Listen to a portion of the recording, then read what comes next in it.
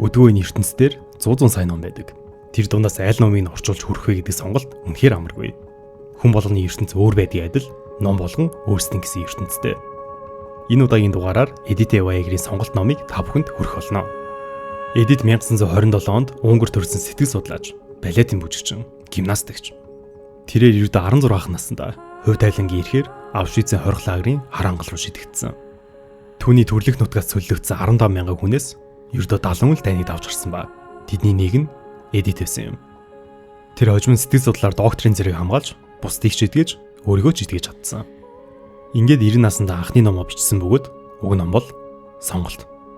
Бид өөрсдөө харалзагч мөн, чөлөөлөгч мөн гэж Эдит хэлдэг. Зовхгүй амьдрах сонголт бидэнд өгөөч юу ч тохиолдсон бай. Ирэх чөлөөтэй байж, өнгөрсний сүүдрээс гарч, ирээдүйд хүрч болох боломжийг угтаа авах сонголт бидэнд бас бий. Ном унших гэдэг бол тухайн номоор дамжуулж, өөрийн амьдрал болон бодлоо тусах үйл явцыг хэлдэг ба уг ном бол үүнийг утгаар нь хийж, олон ч зүйлийг эргцүүлж, олон ч асуултын тайл болох ном байгаа. Сонголт ном бол зөвхөн травмагийн талаарх ном биш. Энэ бол амьдрал өөрөө. Нийгэм хүний бүхэлдээ 90 жилийн амьдрал байгаа юм. Үүнийг гэрчлэгний хичээр номын хамгийн том цахим үнэлгээний платформ болох Goodreads сайт дээр бүх цаг үеийн 100,000-аас дээш үнэлгээтэй баримтат бүтээл дундаас хамгийн өндөр үнэлгээтэй бүтээлээр тодорсон. Ийм ч учраас миний бие Монгол дээр орчуулах эрхийг нь хөөцөлд авч хэвлэн нийлэхээр болсон байгаа. Танд таалагдсан бол өөрөө уншиж үзээд өөрийн бодолтой автаасаа гэж хүсмээр байна. За сонголт ном маань үндсэндээ 4 хэсгээс бүрддэг. Энэ удаагийн дугаараар эхний 1-р хэсгийг та бүхэнд хүргэх болно. Ингээд эхэлцгээе. Эхлэл. Нууцаа дэлгэлгүй хорьсон хүн нууцынхаа хоригдол болдог. Ахмад хүлэртэ уусдаг тэр өдөр би Холокостын хорих лагераас чөлөөлөгдөд 30 гаруй жил болж байлаа. Харин өдгөө энэ хүн номыг тэрлэн суугаа энэ мөчөөс урагштай болбол 70 гаруй жил өнгөрчээ. Нэгэн туулаад гарсан амьдрал хизээш өөрчлөгдөхгүй, бас мартагдахгүй. Гэвч цаг үлрээ отохын ирэхээр өнгөрсөндөө хэрхэн харилцах нь, өөртөө буй сонголт хийдийг би ухаарсан юм. Зовлондоо түүртэж амьдрах уу, зоримог итгэлтэй амьдрах уу?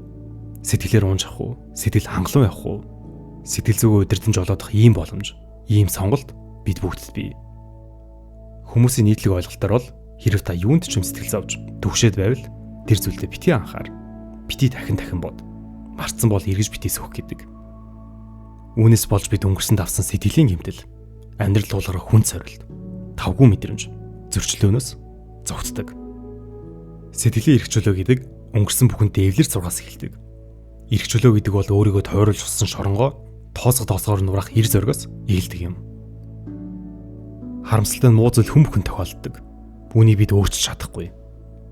Таны төрсний гэрчлэгэн дээр амьдрах амархан гэж биччихсэн байдаг уу? Үгүй л болов. Олон хүн сэтгэлийн гэмтэл, өв гашуудаа автаж амьдралаа бүрэн дүр мэдэрч чаддаггүй. Харин үүнийг бид өөрчилж чадна. Саяхан би Кеннедийн олон улсын нисэх онгоцны буудлын дээр Сан-Диего руу буцах нислэгээ хүлээнгээ хажуугаар зөрөх хүмүүсийг ажиглан суулаа. Миний анзаарсан зүйл сэтгэлийн миний хөдөлгөв. Бид эднээс уйдгар гуниг, уур хилэм, төгшүүр, зовнил, эргэлзээ, шантрал, зөвхөрөл, уу гашууг олж харснаас намайг хамгийн хэмзэлүүлсэн сэтгэлийн хоосрол. Амьдрал дохио хамгийн юутай мөчөдөд ч хүн итгэл найдвар, гэрэл ие, аз жаргалыг мэдэрч болдог. Игэл амьдралч гэсэн амьдрал шүү дээ. Өвдөж шаналсан, стресстэй амьдралч муу ялгаагүй. Бид амьд гэдээ мэдэрч чадахгүй юунд ингэлээ хүртэнэ вэ? Амьдралыг бүрэн дүрэн мэдрэхээс юунд ингэлээ цогтно вэ? Амьдрсан шиг амьдрах яагаад тийм хэцүү гэж? Миний мэддэг, хайрладаг, эрх чөлөөнд хөтлсөн хүмүүс дунд сэтгэл готрол болон гэмтлийн дараах стрессийн эмгэг нийтлэг тохиолдогч над дээр ирдэг хүмүүст хамгийн түгээмэл ажиглагддаг оншол үсгэлэн. Бид үсгэлэн байна. Бусдад хүлээн зөвшөөрөгдөг. Анхаарал халамж, хайр инэрлэр бид үсэж байна. Бид амьдралыг бүхлээр нь мэдэрч, өөрийгөө үннээр нь таньж, өөрөөрөө байх тэр эрх чөлөөгөөр өсөж байна. Эрх чөлөөг хайсан миний эрэл, клиник сэтгэл зүйчээр ажилласан олон жилүүд минь надад зовлон зүтгүүр хэнийг ч ялгалгүй ирдгийг харуулсан. Харин хохирогчийн сэтгүүр амьдрах хэсэг нь хүний сонголт. Хохирогч болох, хохирогчийн сэтгүүртэй амьдрах хоёр бол ялгаатай зүйлс. Хороогийн тоос хөдлөж яваа хинд ч бай. Ямар нэгэн байдлаар хохирож болох магадлал бий. Бидний хяндлаас гадуурх нөхцөл байдал. Хүмүүс эсвэл нийгмийн тогтолцоонд зүйдэлтэй гай зовлон, гамшиг осол, дарамт хүчрхийлэлд бид хизээнийг өдөр өртөж олно. Энэ бол амьдрал. Ингэжл бид гадны нөлөөгөөр хохирож болдог. Хохирогчийн сэтгүү бол харин эсрэгээр бидний дотроос урган гардаг. Таны хийн хохирогч болгодог вэ гэвэл та өөрөө золгүй явдалтай учрлаа гэд хохирогч болчихдоггүй. Золгүй явдлын цолиос болчихлоо гэсэн бодлоосоо салахгүй зурх тэр хүн л жинхэнэ хохирогч мөн. Ийм сонголт хийж гэмээр хохирогчийн сэтгүү буюу уян хатан бус. Бусдыг буруутгасан, гутранг, өнгөрсөндөө гацсан, уучлахыг мэддэггүй, хонзонсон, өөртөө олон бусдад эрүүл хэл язгаар тавьж чаддаггүй сэтгүүн хэм маяг. Орчхойн төлөв бидэнд бүрлэн тогтно. Хохирогчийн сэтгүү сонгосон хүн өөрийн хоригдсан хар гэрээ өөрөө манж бугаас өөрцгүй юм. Мөн зовлон шаналлд их бага ирэм дараа гэж байдгүй хэлээ. Миний зовлон танихаас илүү юм уу дутуу болгодог зүйл гэж үгүй. Нэг хүний уу гашиг нөгөө хүнийхээс илүү хүндхэн эсхийг харьцуулан хэмжүүрч байхгүй. Хүмүүс над дээр ирээд миний амьдрал үнэхээр хэцүү байна. За тэглээгээ би юундаш гонловтэй. Аушвицтэй зөвөрлөх юм биш гэж хэлдэг. Ингэж харьцуулах нь өөрсдийн зовлонгоо үүсгэж ялахгүй мэд бодоход хүрэх аюултай. Аливаа гай барьсаас амьд үлдсэн хүн байх. Цаашлаад амьдрал хөлөө олж үлдэх гэдэг өнгөрсөнд юу болсон хийгээд одоо юу болж буйг бүрэн дүрэн хүлээн зөвшөөрөхөөс эхэлнэ. Бусдын нүдэнд хичнээн өчөөхөн харагдсан ч амьдралын сорил бэрхшээлийн өмнө төөрч бодлоо ганцаардан аймиглээ гэж өөрийгөө шийтгэж өөрсдийн шаналлаа үнгүүдүүлж орхих хаваас бид хохирогч байхыг сонгосон хэвээр өмнөх сонголтуудаас нүүр буруулж өөрсдөө сайн муугийн дэнсэн дээр шүүсээр байна гэсэн үг. Та ярих төв хэмээн сонсоод миний зовлон биш юм байна гэж бүү бодоорой. Харин энэ эмэгтэй чадсан юм бол би бас чадна хэмээн урам зориг аваарай. Араас зурх өнгөрсөн аз найсан бүтэлгүүтэл айдас үдэс уур хилэн урдын алдаа тээж явдаг харуусал тайлж амжаагүй гашуудлын хүлсээсээ мултарч амьдралын амтыг тултал мэдрэх хэрэгчлөөнд хүрэхэд тань туслахыг би чинслээсээ хүсэж байна. Зовхгүй амьдрах сонголт бидэнд үгүй. Гэтэ юу ч тохиолдсон бай хэрэгчлөөтэй байж өнгөрсний сүлрээс гарч ирээдүйд төрж болох боломжийг өгт авах сонголт бидэнд бас бий.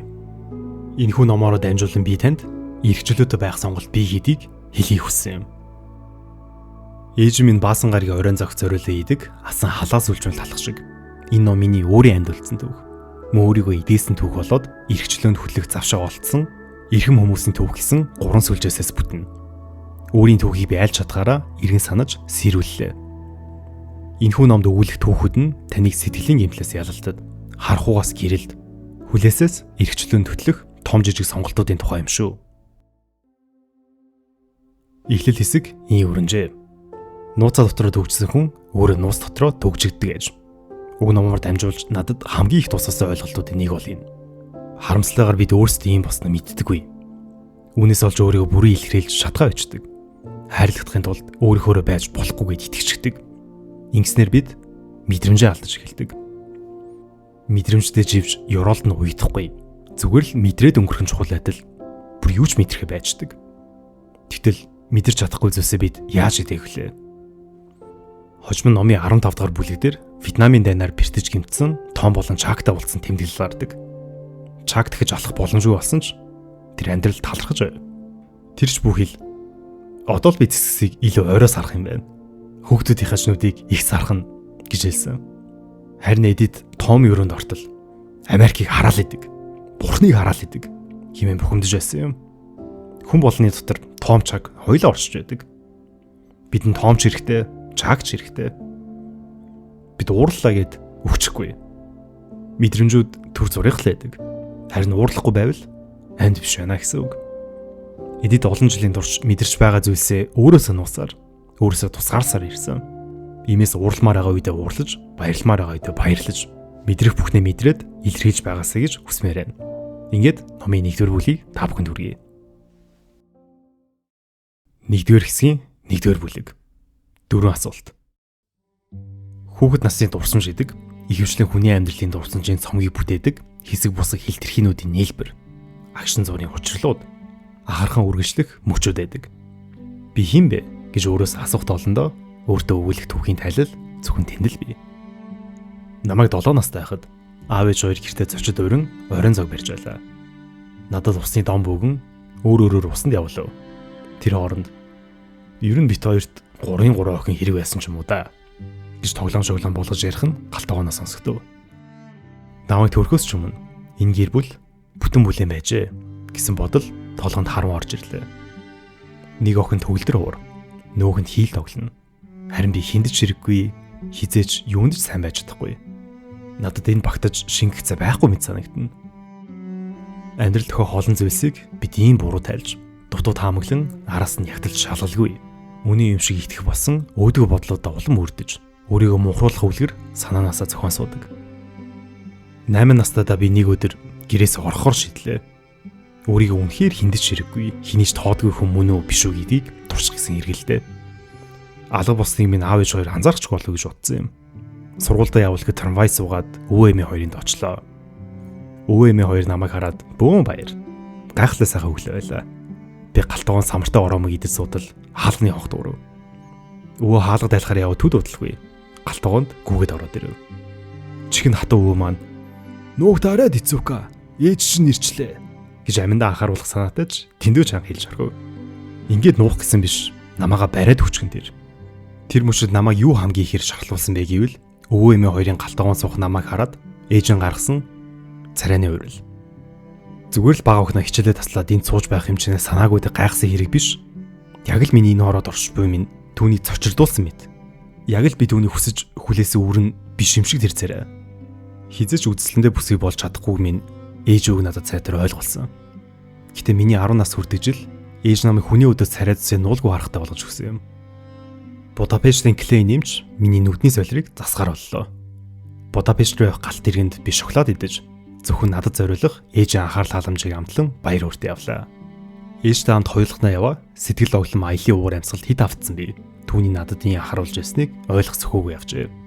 Тэр мис ажилбарын дараа тэгтлээ хөвдөх хэмжээний санаагүй байтал өвдөлт намайг нөмрө авлаа. Алдарт клей нэмжтэй бидний холбож өгсөн хамаатнууд маань ээжтэй нийлээ өвдөлтөө тийшлэх биеийг маань ширээн дээр хөдөлгөөнгөд арна. Надад хайртай гэж итгэж байсан хүмүүст намайг хөдөлж чадахгүй болгосон тэр мэдрэмж эцэс төгсөлгүй мэд үргэлжлэх асар их өвдөлтөөс 7 дор санагдчихлээ. Мис асал амжилттай болон олон жил өнгөрсний хойно би энэ явдлыг ээжийнхээ нүдээр иргэнийг харахтаа л өвчнөд шаналж би үрээ үзээд ямар их шаналсныг нь ойлгох шиг болжээ. Ганцаараа дотоод ертөнцийн нуугдах боломжтой үедээ би хамгийн аз жаргалтай байдаг. 13 настайдаа хувийн гимнастик сурдаг. Нэг өглөө хичээлдээ явах замдаа балет ангийнхантайгаа голын ирэг дээр зохиогдох наадан тоглох цэнхэр дунай бүжгээ давтаж явлаа. Тэгтэл урам сэтгэмж намайг эзэмдэж аав ээж хоёрынхоо анхны учрлыг дотроо төсөөлөн шинэ бүжиг дэглэн түндэ автаж орхилоо. Би тэр хоёрын дүрд ээжлэн тоглож бүжин. Ээжийг орж ирэхэд аав хошин жүжигт гардаг шиг гайхан эргэж харна. Ээж хурдан урд эргэлдэж өндрөөс өндөрт үсэрнэ. Би баяр хөөр дүүрийн инэхтэй илгээд харна умрана. Ээжийг ийн хөөрөн баясаж илгээ хөшлийн нэхийг сонсч байсан удаагүйч түүний сэтгэлийн мухартахаас шорлын булхийг би биеэрээ мэдэрч бүжгээрээ илэрхийлж байлаа. Сургууль дээр иртэл аавын бүтэн улирлын сургалтын төлбөр өгөөрэй гэсэн мөнгө маань алга. Бүжиглэж хөөрцлөж яваад гээчж. Хувцсны халаас бүрийг ухаж, нуглаас бүрийн тэмтчэж гарч ирсэнгүй. Аавд яаж хэлнэ гэх айдас хайлж өгдөггүй хүйтэн мөс залгичсан юм шиг өдөрчин дотроос хайрна. Харж ирээд гимээ хүлээхэд минь аав над руу эцэлж харалгүйгээр зангидсан гараа талаав. Энэ бол түүний үр хөвгтөд гар хөрч буй анхны тохиолдол. Миний эсэ алдааг яс махан минь ойлгож дуусаад тэр надад ганц шүү хэлсэнгүй. Тэр шөнө би орондоо ороод үхмээр санагдав. Би өгчихвөл аав намайг зоцсны хариуд өөрөө зовно. Энэ бол цааш хөвөрсөөр авыг ч мөнхвэсэ гэж хүснэ. Энэ бүхт урсан ч намайг ямар их сэтгэлийн тийхэдэг харуулж байна уу эсвэл сэтгэл маань ямар их гимснийг үзүүлж байна уу? Хүүхэд нас гэдэг магадгүй хүн өөрийнхөө хаана үнцэнтэй байж, хаана үнцэнгүй байж болдгийг олж тогтоох гэж оролдог талбар. Өөрийн үнцний хэмжээ дамжаа хил язгарыг судалж мэддэг газрын зураг байх. Магадгүй амьдрал гэдэг хүн өөрт байхгүйч байгаасаа гэж хүсдэг. Мөн байдагч байхгүй байсан ч олоосаа гэж боддог зүйлсээ судалж ойлгохын нэр юм болов. Амьдралаас яагаад би амьд үлдэв гэж асуухын оронд оногцын амьдралдаа одоо би юу хийх вэ гэж асууж болох байсныг олон жилийн дараа би ухаарсан юм. Манай гэр бүлийн игэл жирийн амьдралыг хилийн шугам, дайн тулаан, улам эдрээд олгосон юм. 1940 онд намайг 13-тад Нилашууд Каса хотын еврейчүүдийг барьж, албатан хөдөлмөр эрхлэх лагер руу цөлж эхлэхэд хүртэл дайн биднээс хол болж буй мэт санагцаар л байлаа. Учир нь гэвэл ихний удаад аавыг минь арай ачаад явчаагүй юм. Хүн өөрийгөө хамгаалах гэж улаарахтаа бодит байдлыг үүсгэж эхэлдэг. Иргэн тойронд юу болж байгааг харахгүй л байвал золгүй байдлаас холуур амьдраад байж болно гэж боддог. Энэ хороо бол аюулгүй газар гэсэн хий осон төсөөлөлд итгэн. Өөрийгөө гадны аюул заалд өртөхгүй, үл үзэгдэх чимээ хурах тохиолдолж бий. Ээж үргэлжил радио чих тавина. Гэр бүлэрээ голын ирэг дээр цайлах зур аав дэлхийн 1-р дайнд Оросуудад олзлогдсон тухайгаа ярьж өгнө. Тухайн сэтгэлийн гэмтэл гэж нэрлэж мэдэхгүй ч би аавын олзон байхдаа туусан амьдрал түүний гахаа маханд оруулж шашин шүтлгээс нь холдуулахад нөлөөсөн гэдгийг гадарладаг байлаа. Түүний сэтгэлийн зовир угтаа дайнаас л ихтэй. Гэвч хаа ч юм өөрний газар одоо өрнөж буй дайны тухай бодож шаналх шаардлага үгүй тул би тоохгүй байхаар шийдсэн юм. Хичээл харсны дараа би 5 цагийг балет институтэд өнгөрүүлж удалгүй гимнастикаар хичээлдэж эхлэв. Эхэндээ балетын нэмэлт дасгалтуудын байсан гимнастик айжмдаа балетын эн тэнцүү сэтэл зүрхийн минь эзэмтсэн. Бас нэгэн гайхамшигт урлаг болон хуурсан юм. Би номын клубт орлоо. Манай клубт миний сурдаг хувийн гимназийн огтоос гадна ойролцоо хөвгүүдийн хувийн сургуулийн сурагчид ирнэ.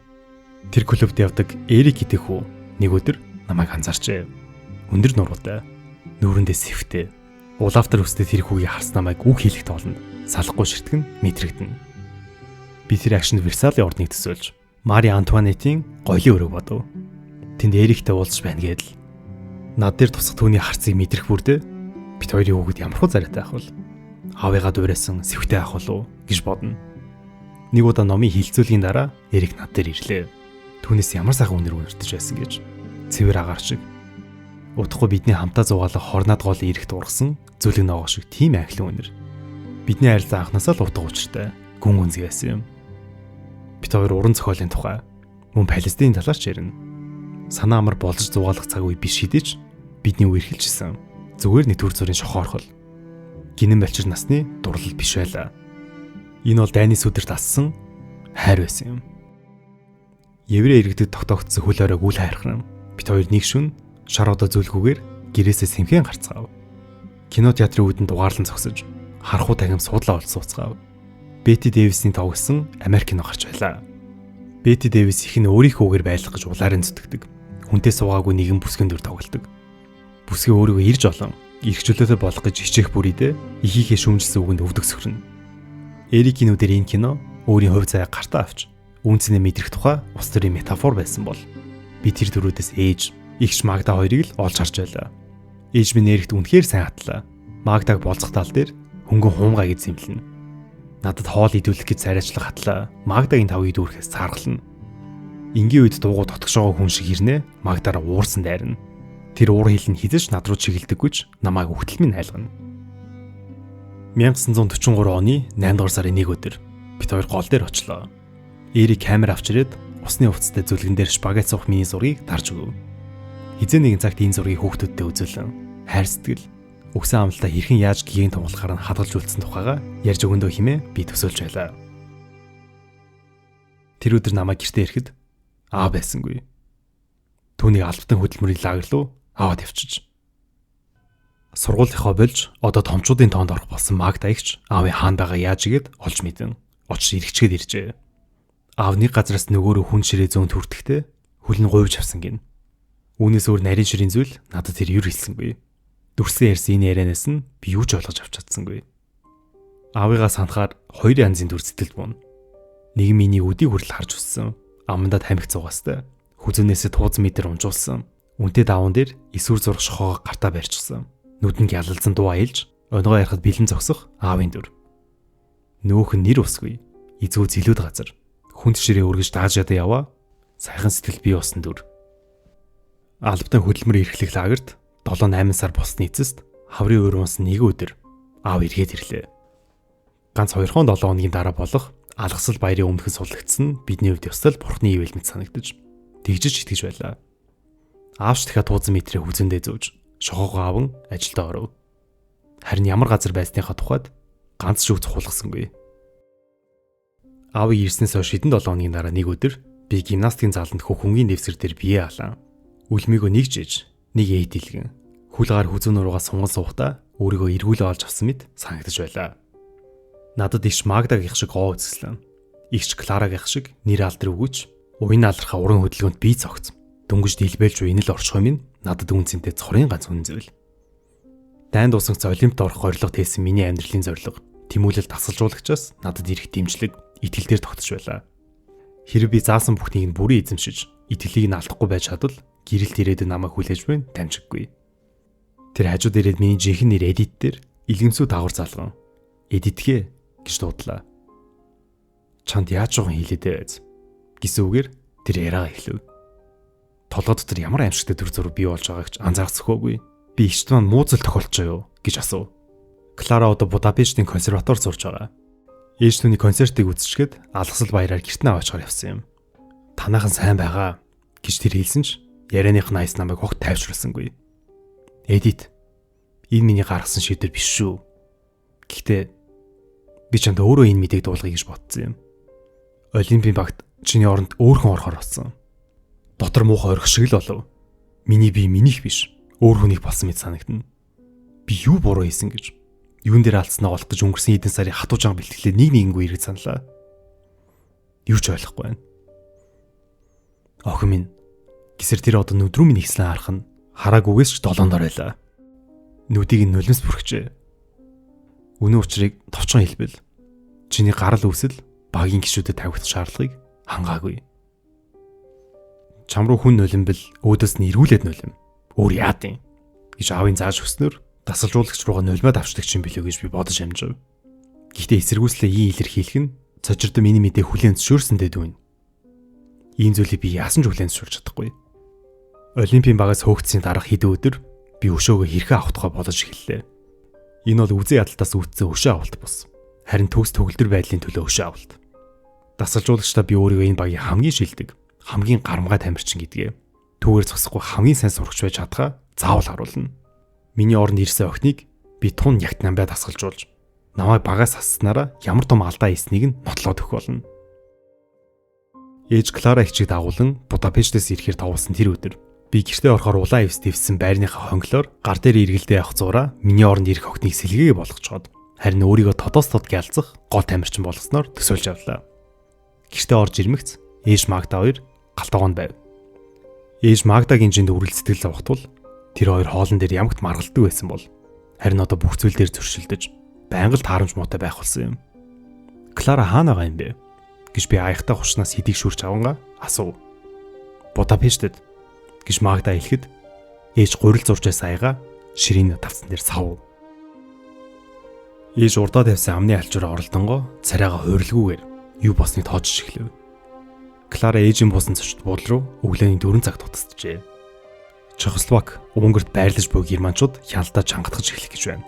Маргааш үүр цангууд еврейчүүдийг хомроглон байршлан хэмээн консерваторийн хуучин профессор одоо нэрт хөгжмийн зохиолч болсон Бела Барток Америкаас салгаж анхааруулсан тухай Кларагийн нэг багш нь түүнд амжилтлан хэлжээ. Тиймээс Кларагийн профессор түүнийг хаасараа гэртээ ярихад тасвараа зогсохгүй. Ээжигээ ятгаж Будапешт үлдээгээд гэрийнхнийгаа ийшээ дуудаж ирүүл хэмээн Клараг шавдуулж. Илона, чи тэгээд эргэж ирд нь яаж байгаа юм бэ гэж аав минь гаслана. Ээж аав руу ширв татав. Тэгээд энэ боссон амьдралаа яах болж юм? Зүгээр л хаяад явах гэж үү? Бас та гурав Будапешт ирж амжихгүй бол яах вэ? Тэгсэн бол би цааш юу бодож амьдрах юм бэ? Аав ээж хоёроо ямар хайж байсныг тэр үед ойлгох над байсангүй. Нэвлийн машины холигдох зүв шиг л тэр хоёрын бие биерүүгээ ээлжлэн шидлэх, чихэн тасал болсон өнөөх л буруутгал гомдол надад сонсогдож байсан юм. Чи тэгсэн, чи тэгээгүй, тэгвэл чи ингэсэн, чи бас ингээгүй. Тэдний энэ маргаан зүгээр нэг өдөр тутмын хэрүүл бус. Харин цаана нарийн учиг, нуугдмал түүх агуулж байсныг хожин би олж мэдсэн юм. Америк явах тасалбараас аав татгалзаж байсан удаатай бол хурамч бичиг баримт гаргаж өгөн гэр бүлээрээ зүгтхийг ятгсан дээгүүр тушаалтай нэгний үгэнд ээж минь ороогүй байж. Тэдэнд хоёулын нөөр сонголт хийх боломж ажээ. Харин одоо харамсах сэтгэл дотроос нь химлэхэд хин нэгний буруутгасан үгээр халахч хийж буйны нажээ. Оройн зог дуусахад аав босож ширээ тойрон би төрийн толгой дээр ээжлэн өсөв. Аавын ансаг чихтжээ. Энэ үдэж бусад үдшээс юугаар ялгаатай байлээ? Энэ асуултын хариулт үүр хаяархаас өмнө бидэнд ирэх болно.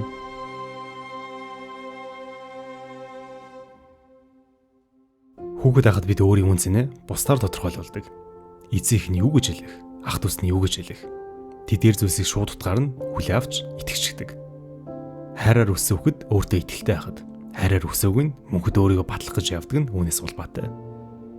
Иймээс энэ үеэс хүний баг нь болсон зан характер өсөж ториндог байх нь. Номын 16 дугаар бүлэг дээр нэгэн гэр бүлийн талаар гардаг. Тэд Эдитийг орой олонд урьдчилтэй. Гэхдээ ээж нь хүүхдүүдэд ямар нэгэн чадвараар очилчихсан байхыг тэр анзаарав. Энэ бол ичимхий гэрээч чинь. Питер бол хөвгөлтэй нэг юм. Дэрэг бол хариуцлагатай. Харин Эмаг өвчтэй нэгэнгed танилцуулчихсан. Чи хүүхдүүдтэй нэр өгвөл тэд яг тэр маягаар л амьдрна.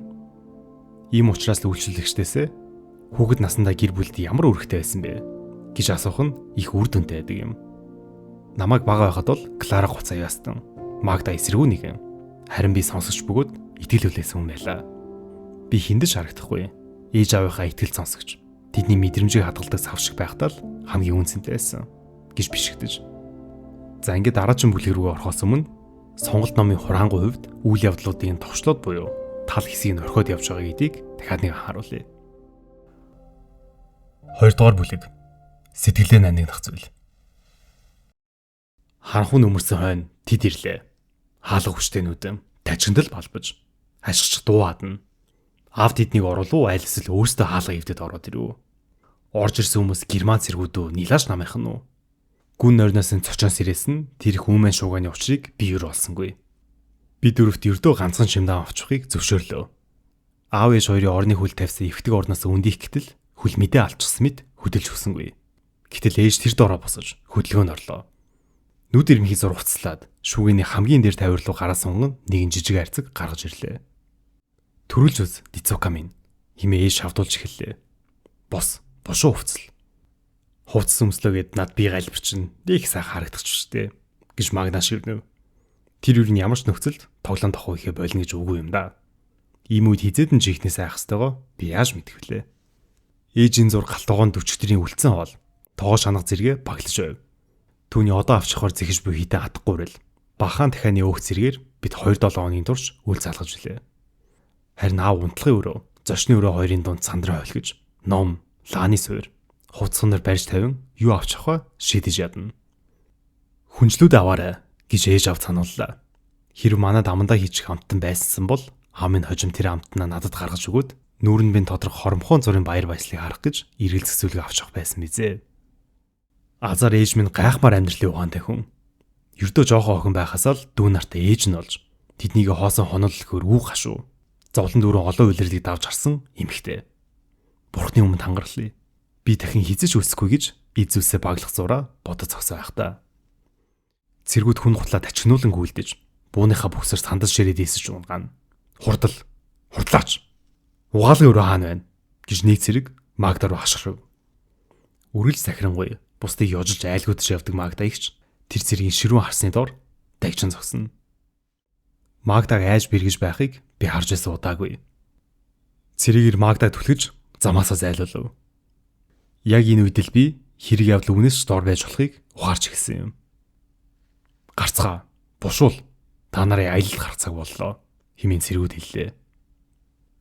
Аав ээж хоёроо хамгаалах хүсэл мөн тэдний намайг хамгаалж чадахгүй болсныг ухаарсан харуулсал хоёрын дунд би авчигдууллаа. Эрик минь би таачдсан бай. Чамаагаа хайж олоход минь надад туслаач гэж би залбирна. Хамтын ирээдүгөө бити мартаарай. Хайр сэтгэлээ бити мартаарай. Биднийг ачиж явсан тэрэгний урт банзан сандал дээр надад зэрэгцэн суусан Магда их амнаас ганцж үг унсангүй. Миний харамсал дүүрэн дурсамжуудын урт чагсаалтад дээгүүр ордог зүйл. Тэгэд ичрэхээ гараас атахгүй л яв та. Биднийг суулгасан тэрэг үүр цүрээр хотын цахад байх Якобын тоосны үлдрийн хажууд ир зогсоход би дотгоч туугд орлоо. Каса хотын бүх еврейчүүдийг энэ тоосны үлдэр тойрж байгааг нь. Гэвч манай байрнаас 30 минутын зайтай амьдардаг өвөө эмээ хоёр минь лагерийн талд байсангүй. Гэтэл нэг өдөр үдийн өн усны тэрэг ирж хүмүүс балга ус чутгаа олж авахар шуугилтанд дайрах үеэр Эрик намайг гэрийнхээ гадуур хувцснуудын манан ганцаараа сууж байхыг олж үзлээ. Тэр миний дух, хазар, тэгээд сургууль дээр үнслээ. Бид хоргон даашинтныхаа илэн бүсийг зөөлөө илбээд аз авчирсанд нь дотроо талархна. Тэр явдлаас хойш бид хоёр яаж игээд өдөр алгасалгүй уулзгааллаа. Тоосны үйлдвэрийн дотроос трамвай явж өнгөрөх чимээ гараа сунгаал хөрчмээр ойрхон сонсогддог байлаа. Үсэрч гараад суугаад тавьчихад ядах юмгүй санагдана. Гэвч гаднаашаанд ойрцсон хинэгч болов өчөхгүй буудана. Надаас хитгэн насаар ихч нэг охин зогтох гэж оролдоод баригджээ. Хүмүүс сургамж олог гэд охины цогцыг тэд лагерийн голд үүжилсэн юм.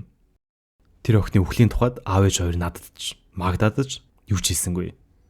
Хитэ ёото олж авахыг л бод хэмээ аав бидэнд захив. Нэг өдөр бид өвөө эмээ хоёр үйлдвэрээс хөдөлсөн ихний суванд ажилт явсныг дууллаа. Тэдэнтэй Кенер мезодод л уулзах юм байна да гэж бид бодлоо. Үйлдвэр торигдоод сар орчмын нүр үзэж байтал нэг өглөө үүр зүрээр бидний байрлаж байсан лагерийн хэсгийг нүүлгэн шилжүүлэхээр болов. Эрикт яаж игээл үг даах хүн олох гэж сандчин гүүх намайг харсан ээж одоо болно Дицука гин. Аав ээж хоёр Кларатай салах ёсын загтал бичсэн ч илэх арга байсангүй. Ээж тэр загтлаа яг л тамхины үнс тогшин унах мэт газар тайж орхиод 3000 хүний хүлд гიშгтэй алга боллоо. Бид дахиад түнэр харахуд бөөгнөрөөс ууцгаалаа. Машин хөдлөхийн өмнөх нь нэрийг минь дуудах сонсогдно. Эрик яваалаа. Тэр өөр машины банзан хашлахын завсраар навд дуудаж байлаа. Би түүний хоолой гарч буй зөв рүү хүмүүсийг түлхсээр зүтгэв. Би энд байна. Химээ хөлгүүр нөрүүлээ асахтай зэрэгсэн би хашгирлаа. Тэрхүү банзан хашлахын завсраар Эрик түрхэн бүү хэл харахад ч тавч нарийнхан байв. Би чинийхээ нүдийг хизээш мартахгүй. Чинийхээ гарыг хизээш мартахгүй. Гэх түүний минь хоолой дуулдана. Галт иргэний буулал дээр бун битүү хүн ч гэсэн ачааны вагон суухдаа би энэ хоёр өгүүлбэрийг л дахин өөртөө хэлж байв. Сэтгэл хадах Эрикийн хоолой яг л шархаангах тос шиг намайг тайтруулахад хаасайг ашиглах офицерууд хүүхдэд уйлаа майлаа чихэнд хүрсэнгүй. Өнөөдрийг л даваад гарчвал би төв нүдэ харуулж чадна. Гараа үзүүлж чадна. Би амандаа ийн унших, шившлгийнхаа хинэлд харуулan амьсгаж байлаа. Өнөөдрийг л даваад гарчвал маргааш би эрх чөлөөтэй болно. Энэ вагон миний урд өмнө сууж исэн галт тэргүүдээс огт өөр. Зорчигч тээврийн вагонд дэш, мал амтан, ачаа бараа зөөдөг вагонд шахталцсан яваа минь энэ байв. Бид ердөөл хүн төрстэй ачаа. Ганцхан вагонд 100 хүн чигнэ. Ганц цаг өнгөрөхөн бүтэн 7 хоног мэт санагдана. Нэг хөөнд ус хийж, өөрнийгөө хувийг бийцэхэд зориулан тавьжээ. Хөлс баасны хурц өнөр хамар цоргиулна. Зам зур хүмүүс өхөн. Галт тэрэг цуслыг урагшилсаар. Аав ээж хоёр минь сольдож унжсэн амьтад миний хоёр талд явна. Тэр хоорондоо нэг ч үг солихгүй. Би биэндээ хурж байхыг нь би огт хараагүй. Аавын минь сахал бууралдаж эхэлжээ. Тэр бүр өөрийнхөө эцгээс шүшээ харагдах нь намайг айлгаж байлаа. Аавын хацар дээр үнсээд "Аава, гуйа, та сахлаа авчил да." Гэхдээ минь тэр ууртаагаар "Яах гэж?" хэмээн хариулв. Юуны төлөө? Яах гэж? Буруу хэлж аавыгаа уурлуулсандаа өөрөөсөө ичиж орхилоо. Би яах гэж юм үг хэлвэ? Аавда адуу манахыг заах гихчээр юун дэмий үг гацвта. Сургуулийн төлбөрөө гээчээд ирэхэд минь ямар их уурлаж байсан санаанд оров. Би тайдгарал ирэн ээжигээ наллаа. Аав ээж хоёр маань ингээд танихгүй хүмүүс шиг суухын оронд ядаж хийнд хань болж хоёр бидэд тийм өгөөсэй гэж би ямар их хүссэн гэж. Ээж минь үг дуу цогтой хүн. Гэвч тэр гомдлох зүйл мандахгүй ийм нөхцөлдөж ганц шүг ган хийсэнгүй. Ээж өхийг хүссэн юм бол биш. Зүгээр л өөрийнхөө дотоод ертөнцид живчгсэн тэр байлаа. "Дицука" хэмээн ээж харахгүй шүн хаашаа жимширтэнгээ хэлээд сонсч бай. Бид хаашаа явж байгааг мэдэхгүй. Юу ч тохиолдоход таашгүй. Гэтэ ганцхан зүйлийг санаж яваарай. Чиний сэтгэлдээ нандинан хадгалсан зүйлийг хинч бүр хизээч чамаас булааж авч чадахгүй юм шүү. Маалгач алдаг вагоны хаалга нэгтгэд 5 дугаар сарын хурцнаар нүд гялбуулан орж ирлээ. Дөрөнд туцтай ирчүүд бидний дундуур зүтгэн орж ирлээ. Хинч юу ч тайлбарласангүй. Тэд зүгээр л "Тийш яв, наашаа ир" гихшин цөөн үгээр архиран тушаана. Нацистууд зааж зангадаа явхдаа бидний түлхэж нударна. Ирчүүдийг тусад нэг инээ болгон туулаа. Биднүүд даллаж байгаа нь харагдав. Магадгүй тэднийг төрүүлж очоод гэрээхэндээ хоноглох газар бэлтгэж явуулж байгаа ч юм билүү. Өнөөш нь бид хаана унтах юм болоо? Хизээ хооллох бол гэж би бодон зогсоно. Ээж Магда бид гурван эмэгтэйчүүд хүүхдүүдээс бүрдсэн урт дараалалд хамтаа зогсоно. Бид яст мэлхийн урдаар аажих урагшилж байлаа. Удирдаачин тохиор мэд хурууныхаа ганцхан хөдөлгөөнөөр бидний хувь заяаг шийдэх тэр хүн рүү бид ойрцоор. Энэ хүний үхлийн сахиусан тэнгэр нэрээрээ цууд гарсан доктор Йозеф Менгеле эдий би тэр үед мдээгүй байлаа. Түүн рүү ойртох тусам харгас хэрцгий, захирангуй, цэв үднүүднээс нь харцаас алгаж үлч чадна. Өвчтэй хүн байгаа эсгийг асуух түүний хоолой бараг л ийдэг юмэр зөөлөө агаад тимийг хариулсан хүмүүсийг зүүн талын игнэнд оруулна. 14-өөс дээш, 40-өөс дээш настай нь зүүн тишээ. Өндөр наснууд болон ял хүрсээ тэрсэн эхчүүд хүүхдүүдээс бүрдсэн урцваа зүүн гар тишээ салж орлоо. Ээжийн үсэнд бурал суужээ. Нэг ч хар ус үлдэлгүй. Наснасаа эрт буралцсан идэж царайдсан минийхтэй игээл ижил толгор. Нэг ч үрчлээгүй байсан юм. Магда бит хоёр ээжигээ дундаа игээд хоёр талаас нь шахан зогслоо. Ингээд бидний ээлж ирлээ. Доктор Менгеле яг л удирдаач мэд тохино. Тэр ээжийг минь зүүн талын игнээр заалаа. Би ээжигээ даах гэтэл тэр мөрнөөс нь зуурав. Чи ээжтэйгээ тун удахгүй уулзнаа. Ээж нь ирдвэл усанд орчоод ирнэ.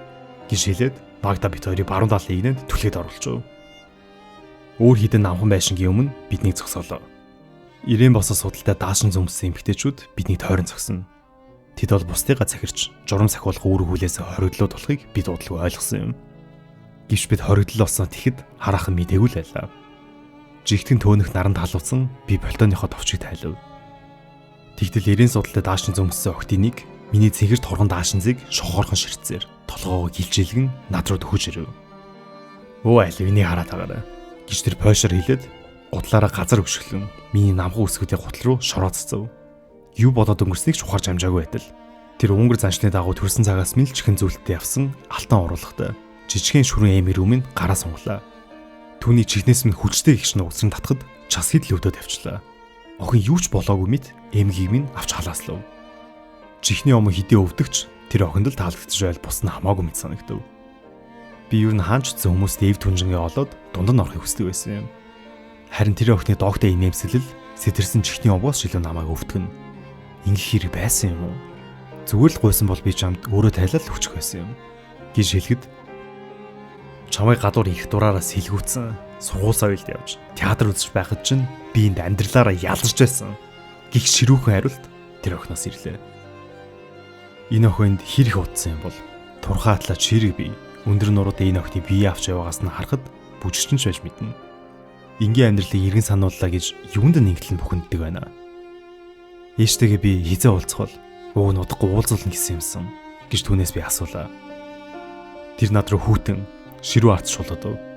Өрөвдөх сэтгэлийн өчөөхөнч гялбаагүй нүдэнд нь уур хилэн дүрлсэн.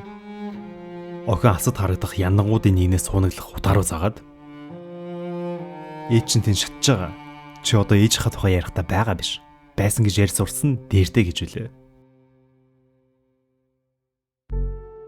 Энэ дурдгцсан өхлийн сахиусан тэнгэр буюу Йозеф Менгеле бол генералаас гадна давхар эмч хүн байсан.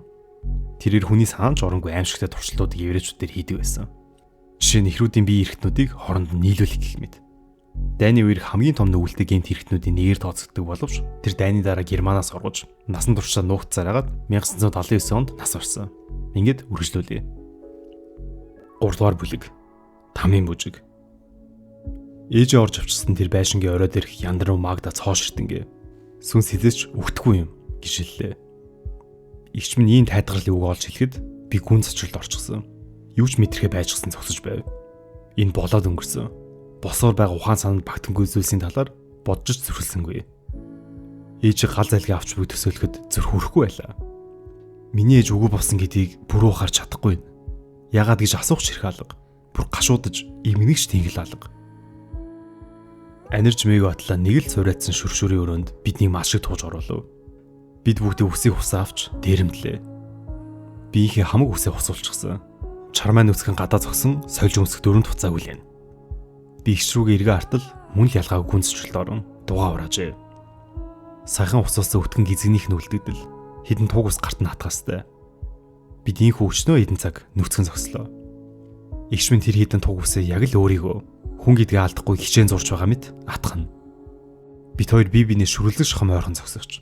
Би түүнийг өвүүлэн санана. Магда үргэлж нарийн хийж явдаг, өөртөө итгэлтэй, дур булаан охин. Тэр хаана вэ? Тэр ч бас яг энэ асуултыг өөрөөс асууж байх шиг. Гарт нь атгаастай туг уснээсээ өөрийгөө хайж байх шиг. Энэ газрын эсрэг тесрэг, авцалтаагүй байдал эвгүй санагдана. Хүний амийг таслахтаа дэндүү гимээр эмгэцгэстэй, үр дүнтэй тогтолцоо бий болгосныг бид хүмүүс авахарлаа. Гэтэл бидний өдрийн ихийг баран үлээсэн өнөх дөрөв туц тараах ажилд ямар ч тогтсон шурам алга. Магда эцэст надад хандан үг дугуурлаа. Би ямар харагдаж байна гэж тэр асуугаад үннийг нь хэлээрэй гэв. Магдагийн очтон ялзах цэнхэр нүдрөөс ширтэх зураа түүний ямар харагдаж байна гэж асуусан миний урд хожиж сонсч байсан хамгийн зоригтой үйлдэл шиг бодогдов. Энэ тойл байхгүй. Магда өөрийгөө хайж болон өөртөө нүүрлэхэд нь туслахыг надаас гуйсан юм. Иймд би түн сэтгэлээс ээлж чадах цорын ганц үнэ өчлөө. Чиний нүд ямар үзлэнтэй харагдаж байна гэж тэрийг хүсэнчтэн саас огт анзаарч харж байгаагүй юм байна гэж би хэллээ. Алдсан зүйлийг араас харуулсах уу аль эсвэл үлдсэн зүйлдээ анхаарлаа хандуулах уу гэсэн сонголт бидэнд байдгийг би тэр мөчөд анх удаа ухаарсан юм. Баярлалаа гэж тэр шивнэлээ. Түүнээс асууж түүнд хэлхийг хүссэн бусад бүх зүйлээ энэ удаадаа хэлэлгүй өнгөрсөн дээр гэж би бодлоо. Зогсолтгүй давхих галт тэрэг дотор ээжийнхээс харал болтой дэмүүрийг наалж явснаа. Аавын сүдэрт аргацсан царайг тас харахуд үлмэн зэлмэх явсан мөчийг эргүүлээ авахын тулд би юугаа ч өгөхөд бэлэн байлаа. Гэтэл аав ээж хоёр минь утаа болчихсон. Бүр хоёрын хоёулаа. Аавыг ч гэсэн өгсөн тооцоос өөр яах вүлээ? Хоёулаа ганцхан өдрийн дотор бүтэн өнжирчхөөгүй байлгуудыг их найдлага бидэнд бие юу химээ Магдагаас зориг гаргаа асуух гэтэл тэр хатгсан үсээ хурууныхаа салгаар асгаруулan газар тунгаалаа. Байрны гадаа хүмүүс огцом тод ярьцгаахан сонсогдов. Хаалаг тачны онгоход капо тэр доор номхон зогсов. Өнөөх бидний баруун зүүн тийш хуваарлан зогсож асан дөрөв туцтай офицер манай босго дээр ирснийг би танив. Энэ бол доктор Мингеле гэдгийг би дуудлуу мэдэж ав. Тэр бол боловсрол соёлтой дээд зэрэглэлийн алуурчин бөгөөд урлагт үнэнхүү хайртай нэгэн. Тэрээр оройн цагаар хорих байрнуудад хэсүүчлэн өөрийг нь зугаацуулах авиаслаг оргичдыг ирж хайдаг гин. Бид өөрөө хүрээлсэн модон мандангуудаа нургаанаа хөдөлгөөнгөө зогсцгоно. Тэр нэг бүрчлэн биднийг шинжин. Юу болж байгааг ойлгосөхгүй үгэлгүй надад ойрхон зогсож байсан охид намайг урагшин үхлийн сахиусан нэгэрлүү түлхэж орхилоо. Тэр намайг удаан гихчин ширтэв. Би харцаа хаашин чиглүүлэхийг мэдэхгүй байлаа. Би зүгээр л урагш онгорхоо хаалга руу ширтэв. Найрал хөвчөн гадаа цугларчээ. Тэд тушаал хүлээн чимээгөө зогсцгоно.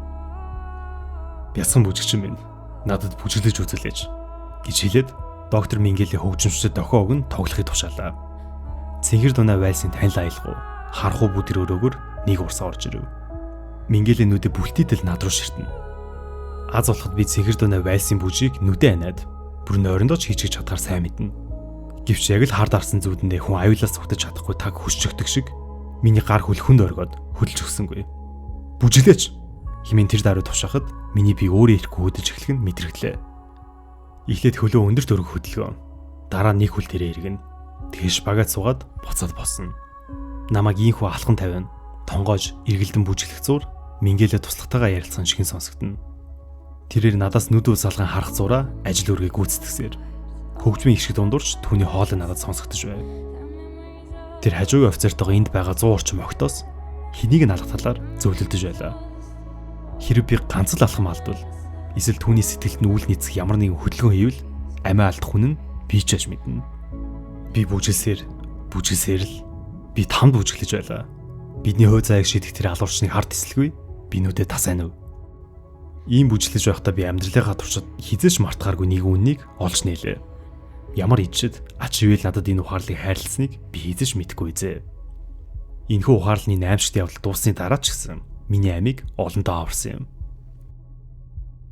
Дөнгөж өнөө өглөө ээж минь хөнөөсөн гарчсан алуурчин доктор Мингеле надаас ч илүү өрөвдөлттэй нэгэн болохыг би ойлголоо.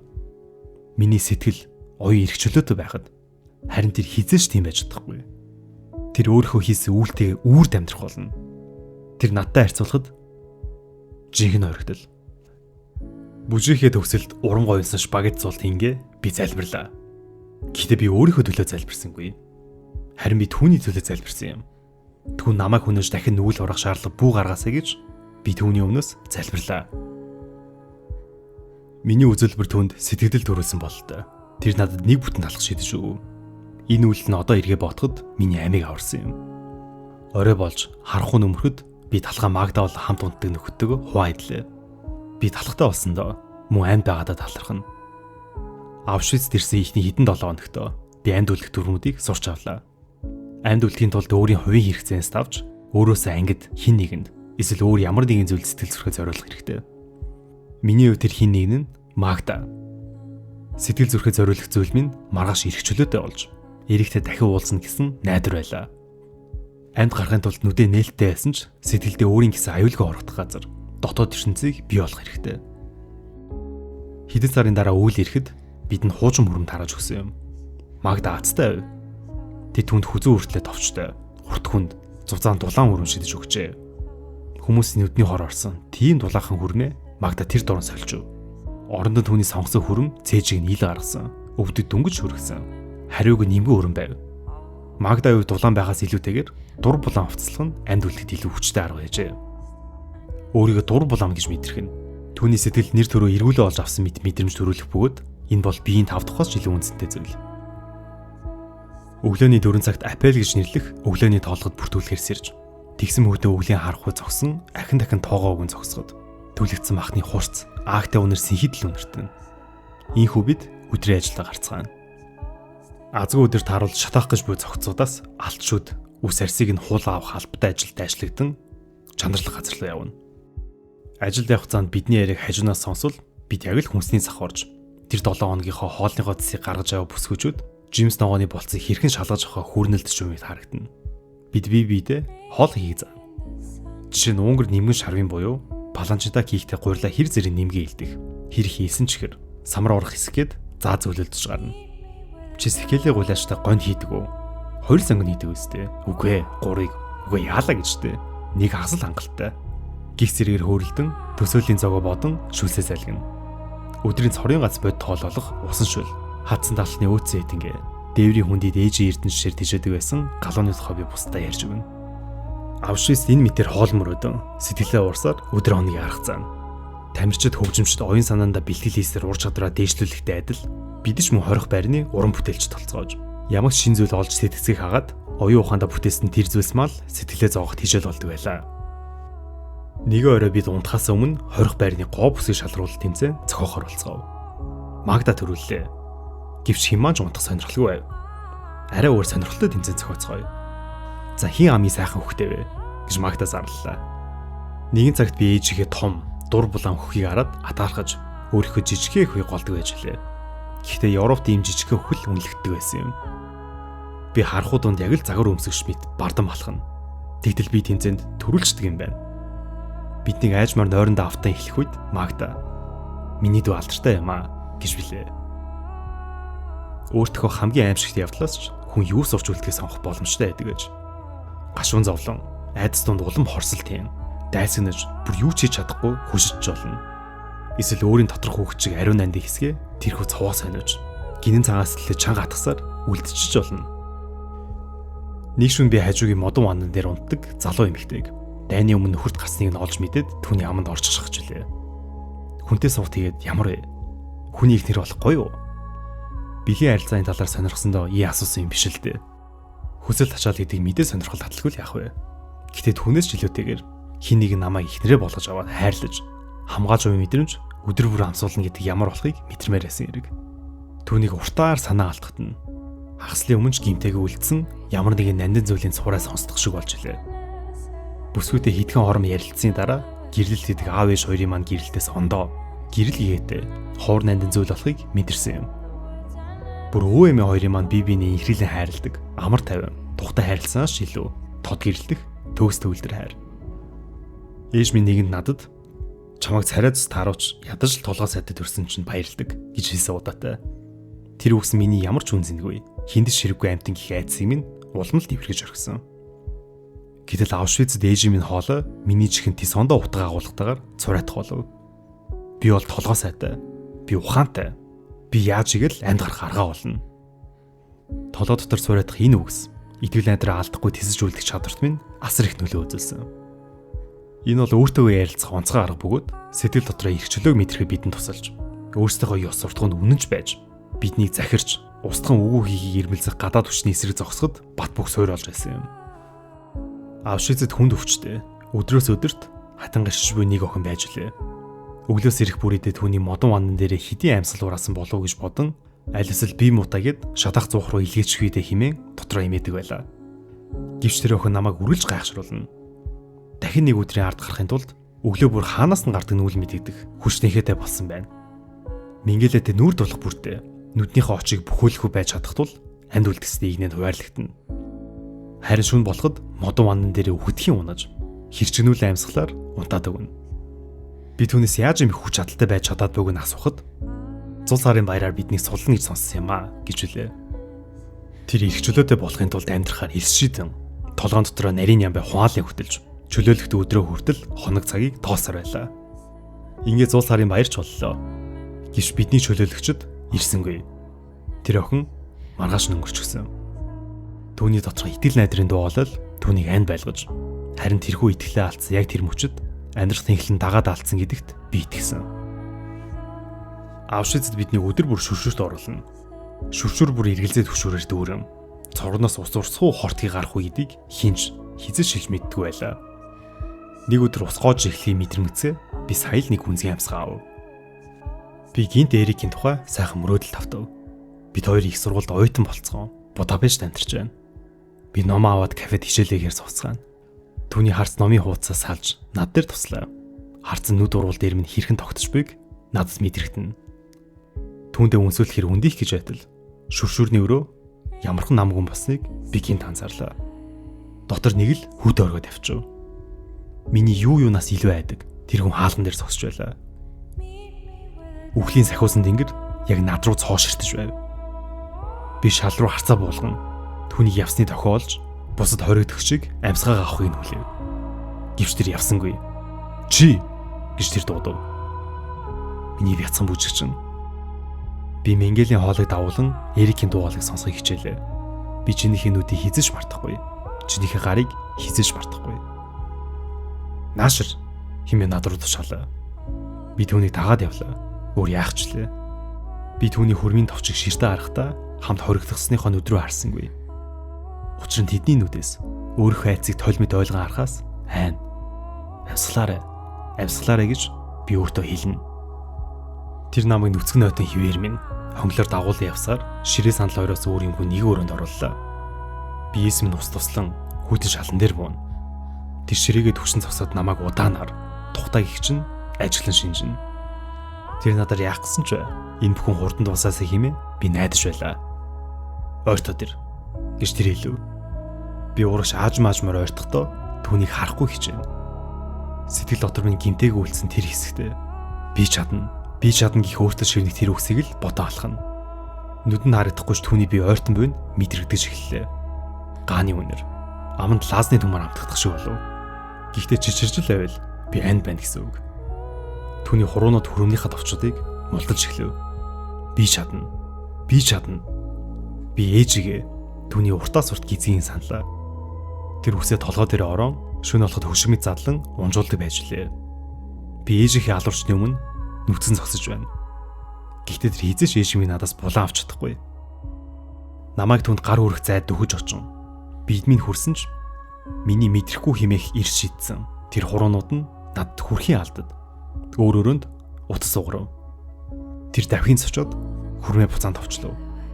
Бити өдлөөрэ химэн тэр хаалганы гарахтаа надад тушаав. Тэр хажуугийн өрөөнд орж харилцуур аваад ямар цэцэл хөдлөхгүйгээр товчхон үсээр ярих нь сонсогдно. Би юу ч болохгүй тэндээс зугтсан юм. Нэг мэтгэд би ихчийнхаа дээрээ суугаад өдөрт ногдох нэг шанах шүлээс шуналтай гихч нийтэж байлаа. Усан шүлэнд хийсэн жижиг төмсний хайлснууд шархны 5 мэт хөөрөн гарч ирнэ. Тэр намайг олж ирээд шийтгэхгүй. Хийх гэж чадаагүй хүслийг гүйцэлдүүлэхгүй. Намайг өвөл рүү явуулах игнэрээ оруулчихгүй гэсэн айдас намайг хизээж орхиогүй юм. Ийм айдас хизээж харилдаггүй. Гэхдээ маргааш гэдэг өдөр юу авчрахыг хэлж мэдэхгүй ч ядчил энэ хооронд би өөрийгөө сэтгэлдээ амьд байлгаж чадна. Би өнөөдрийг амьд авч гарлаа. Их тарин шүршлийг би дотроо уншина.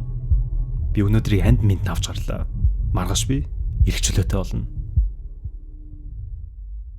Аушвиц торигдож байсан алдарт сэтгэл судлаач Виктор Франклийн Хүмүүний утга учир ярил хэмээх номыг одоогоос 4 жилийн өмнө би YouTube дээр хураангуйг нь оруулж ирсэн. Уг ном хожим нь эдитийг авардаг бөгөөд тэр хоёр хэдэн 10 жил нөхөрлсөн байдаг. Франкл ч бас бусдын адил энийг зовлон дунд эхнэрийнхээ царайг бодож байсан гэдэг. Тэрээр номон дээр энэ ертөнцид юу ч гүйлцсэн хүн хүртэл хэдий богино хугацаанд ч гэлээ. Хайртай хүнийгээ бодох төдийдэл аз жаргалыг мэдэрч болдог юм байна гэж бичжээ. Тэр эхнэрийнхээ нүдийг бодох төдийдэл өвлийн хөдөн зүрх нь хайраар бэлгэж байсан. Бид харахгүй үргэж чадахгүй идэж гэрэл тусах сонголтоо хийж чадна. Ингээд үргэлжлүүлье.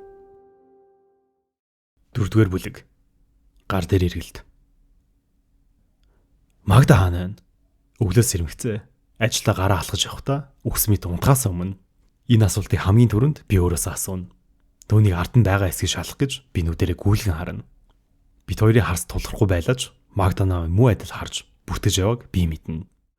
Магдатай өглөө хувааж идэх гэж би орой олныхоо талхыг идэлгүй үлдээдэг болсон байлаа. Зүв бих барьсан офицер урд минь ирлээ. Тэр бугуунаас минь шүүрч аваад хатгаж ихэлснэ. Гид намайг хажууд ишин түлхэж орхив. Чамд бихээ өрөөч яах вэ? Химэн тэр хэллээ. Тэгээд намайг өөрийг нь л оруулчив.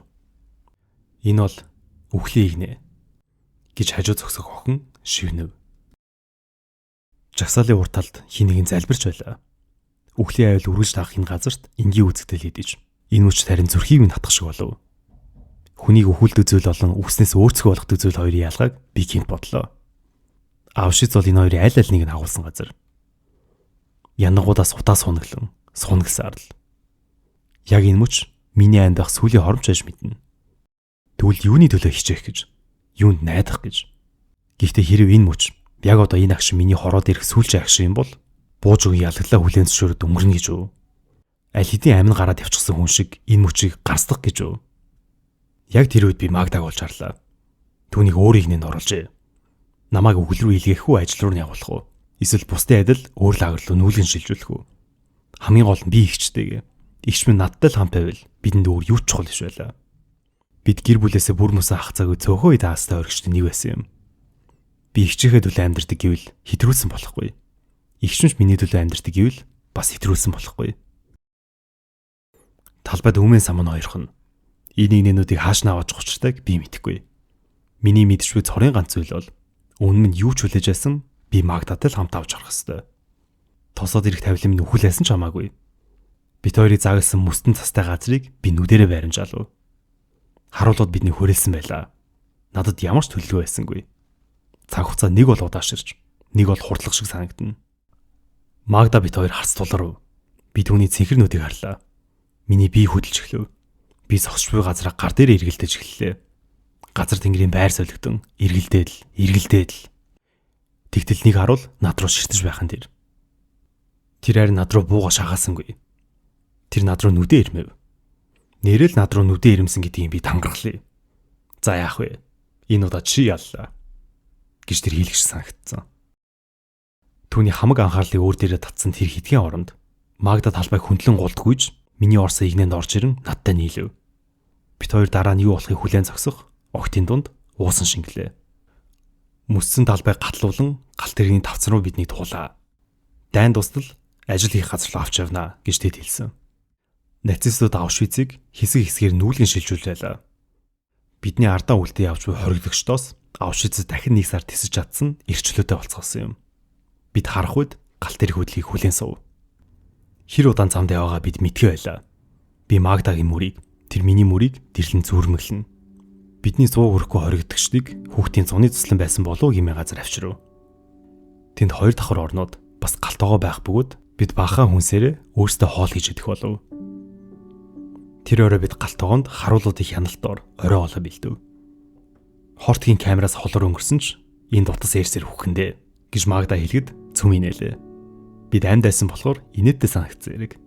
Би дайны төгслийг үзэж чадахгүй байж болох ч Аушвицээс амьд гарч чаджээ.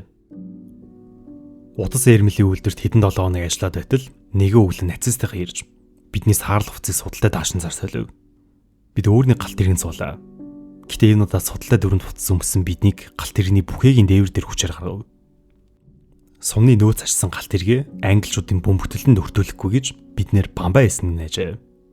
Утас эргчээс бууны сумнэр ирлээ гэж хэнийг хэлв. Бүсгүч үдэ. Бид тушаал дэвшжээ хэмээн Магда нэмлээ. Ачааны галт тэргийн дээвэр дээр салхи сүрэн явна гэдэг хүсэх юм биш. Хатуу шийтгэл, хэрцгий яргалал гэдэг үг л таархаж. Гэвч ингэтэл даарсан хүнд ядаж үсэг мэдрэмж төрөхгүй.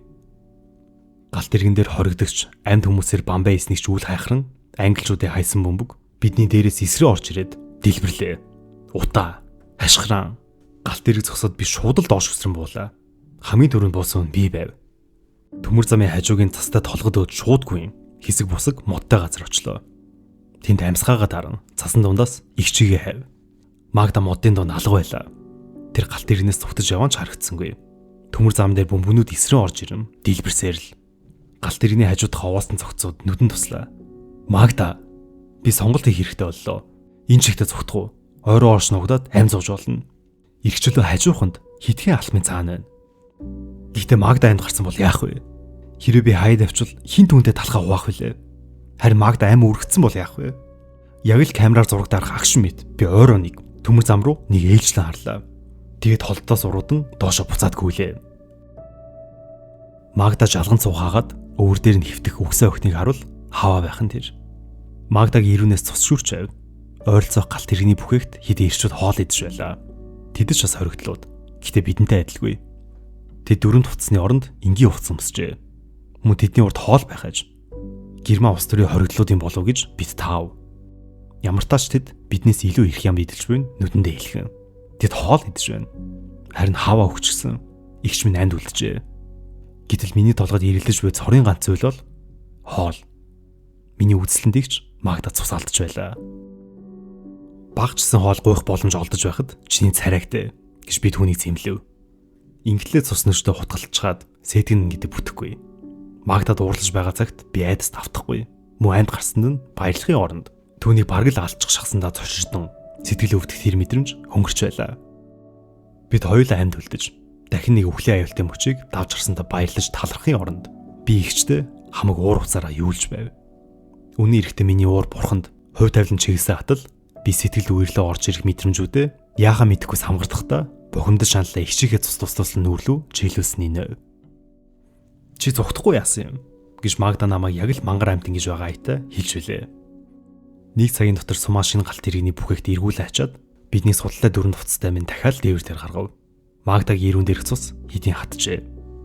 Магда бол миний алтан гадаас. Магдаг л хажууд байхад надад хэрэгтэй бүх юм байгаа мэт санагдана. Нэг өглөө бидний сум ачсан галт иргэнээс буулгаж олон өдөр дараалал алхуулав. Хэр удаа алхасныг маань хэдэн 7 хоногор чимж болох байх. Бид өвхлийн лаграас гарсан ч өөхөг арга зам мундахгүй болон зүгтах гэж оролцсон. Жагсаалыг удаашруулан явж ядснаасаа болж нуруу цээжиндээ буудуул аим тавьсан хүмүүсийн цус замын хажуугийн шуудаг улаанаар будна. Зарим охид хөлөө хөлдөөн. Бүр тэр чигт нь хөлдөөчгöd тайрсан мод шиг тасгийн унцгаана. Ядарна, хүйдэнд хайрвдна, халуурна, өлснө. Харуул гохоод ардахгүй юмаа гэхэд бие махбод өөрөө өнхрөөд өгөхөө мэднэ. Бид нилээд хэд өдөр хоолгүй явлаа. 4-р сар гарчээ. Толгод дээр өвс ногоон соёолж өдөр баг-багаар уртсаар л. Нэгэн хотын цахаар дайрч өнгөрөхөд хүүхдүүд бидэн рүү нулимж байлаа. Энэ хүүхдүүдийгог танихгүй намайг үзий ядах бол тархийг нь угаасныг бодоход сэтгэл гуниг төрнө. Би яаж өшөөг аавна гэж Магда хэлв. Би нэг герман ээжийг ална. Герман хүн миний ээжийг алсан болохоор би ч бас нэг герман ээжийг ална. Харин миний хүсэл өөр байлаа. Бидэн рүү нулимж энэ хүүг нэг л өдөр заавал хин нэгний үзий ядах албагүй гэдгийг ойлгосоо гэж хүснэ. Гэвч би энэ хүслээ Магда цухуулгахдаггүй лээ. Өнөөш нь бидэнд ор болж буй модон шалан дээр тэрийн унцгаахад Магда Дицука хэмээн намайг дуудаад явуулав. Миний төгсгөл хаяанд ирсэн бололтой гэж тэр хэллээ. Амадат гэж би хэлв. Магдагийн цөхрөлд над руу чиглэсэн бууны амнаас ч илүү аимшигтай санагдана. Уул нь ийм үг амнаас нь гараад байдаггүй юм. Магда хизэж бууж өгдөггүй. Магадгүй би түн дараа болсон байх. Өвтгөд минь тэнхрүүлэх гэж зүтгэсээр хамаг тамирын барагчсан ч юм билүү. Чи өхгүй гэж би түүнийг харахлаа.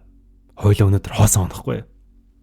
Өө Дицука минь дээ гэж тэр хэлээд хан руу хана хөвтлээ. Би Магдад харуулах болно. Итгэл найдар байгааг заавал харуулна.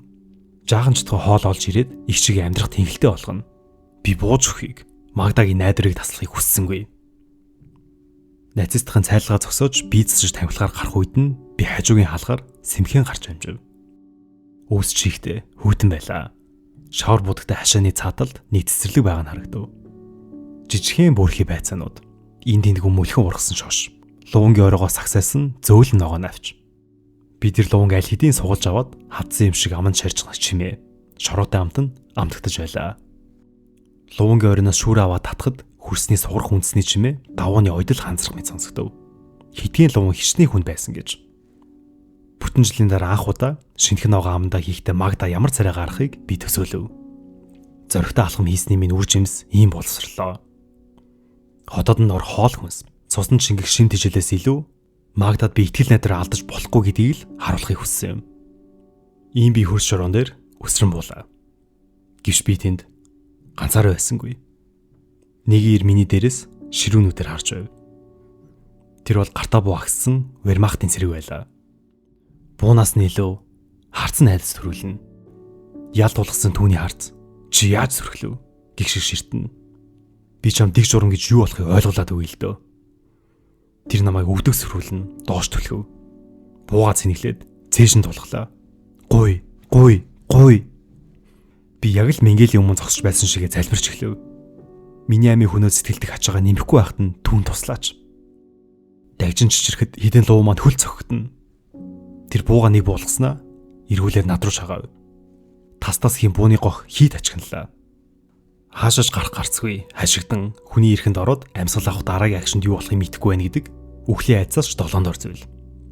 Гэтэл тэр намайг хөл дээр минь татаж усгоод Магдагийн унтшгүй байшин руу эргүүлж бууныхаа бүксээр дотогч түлхэн орууллаа.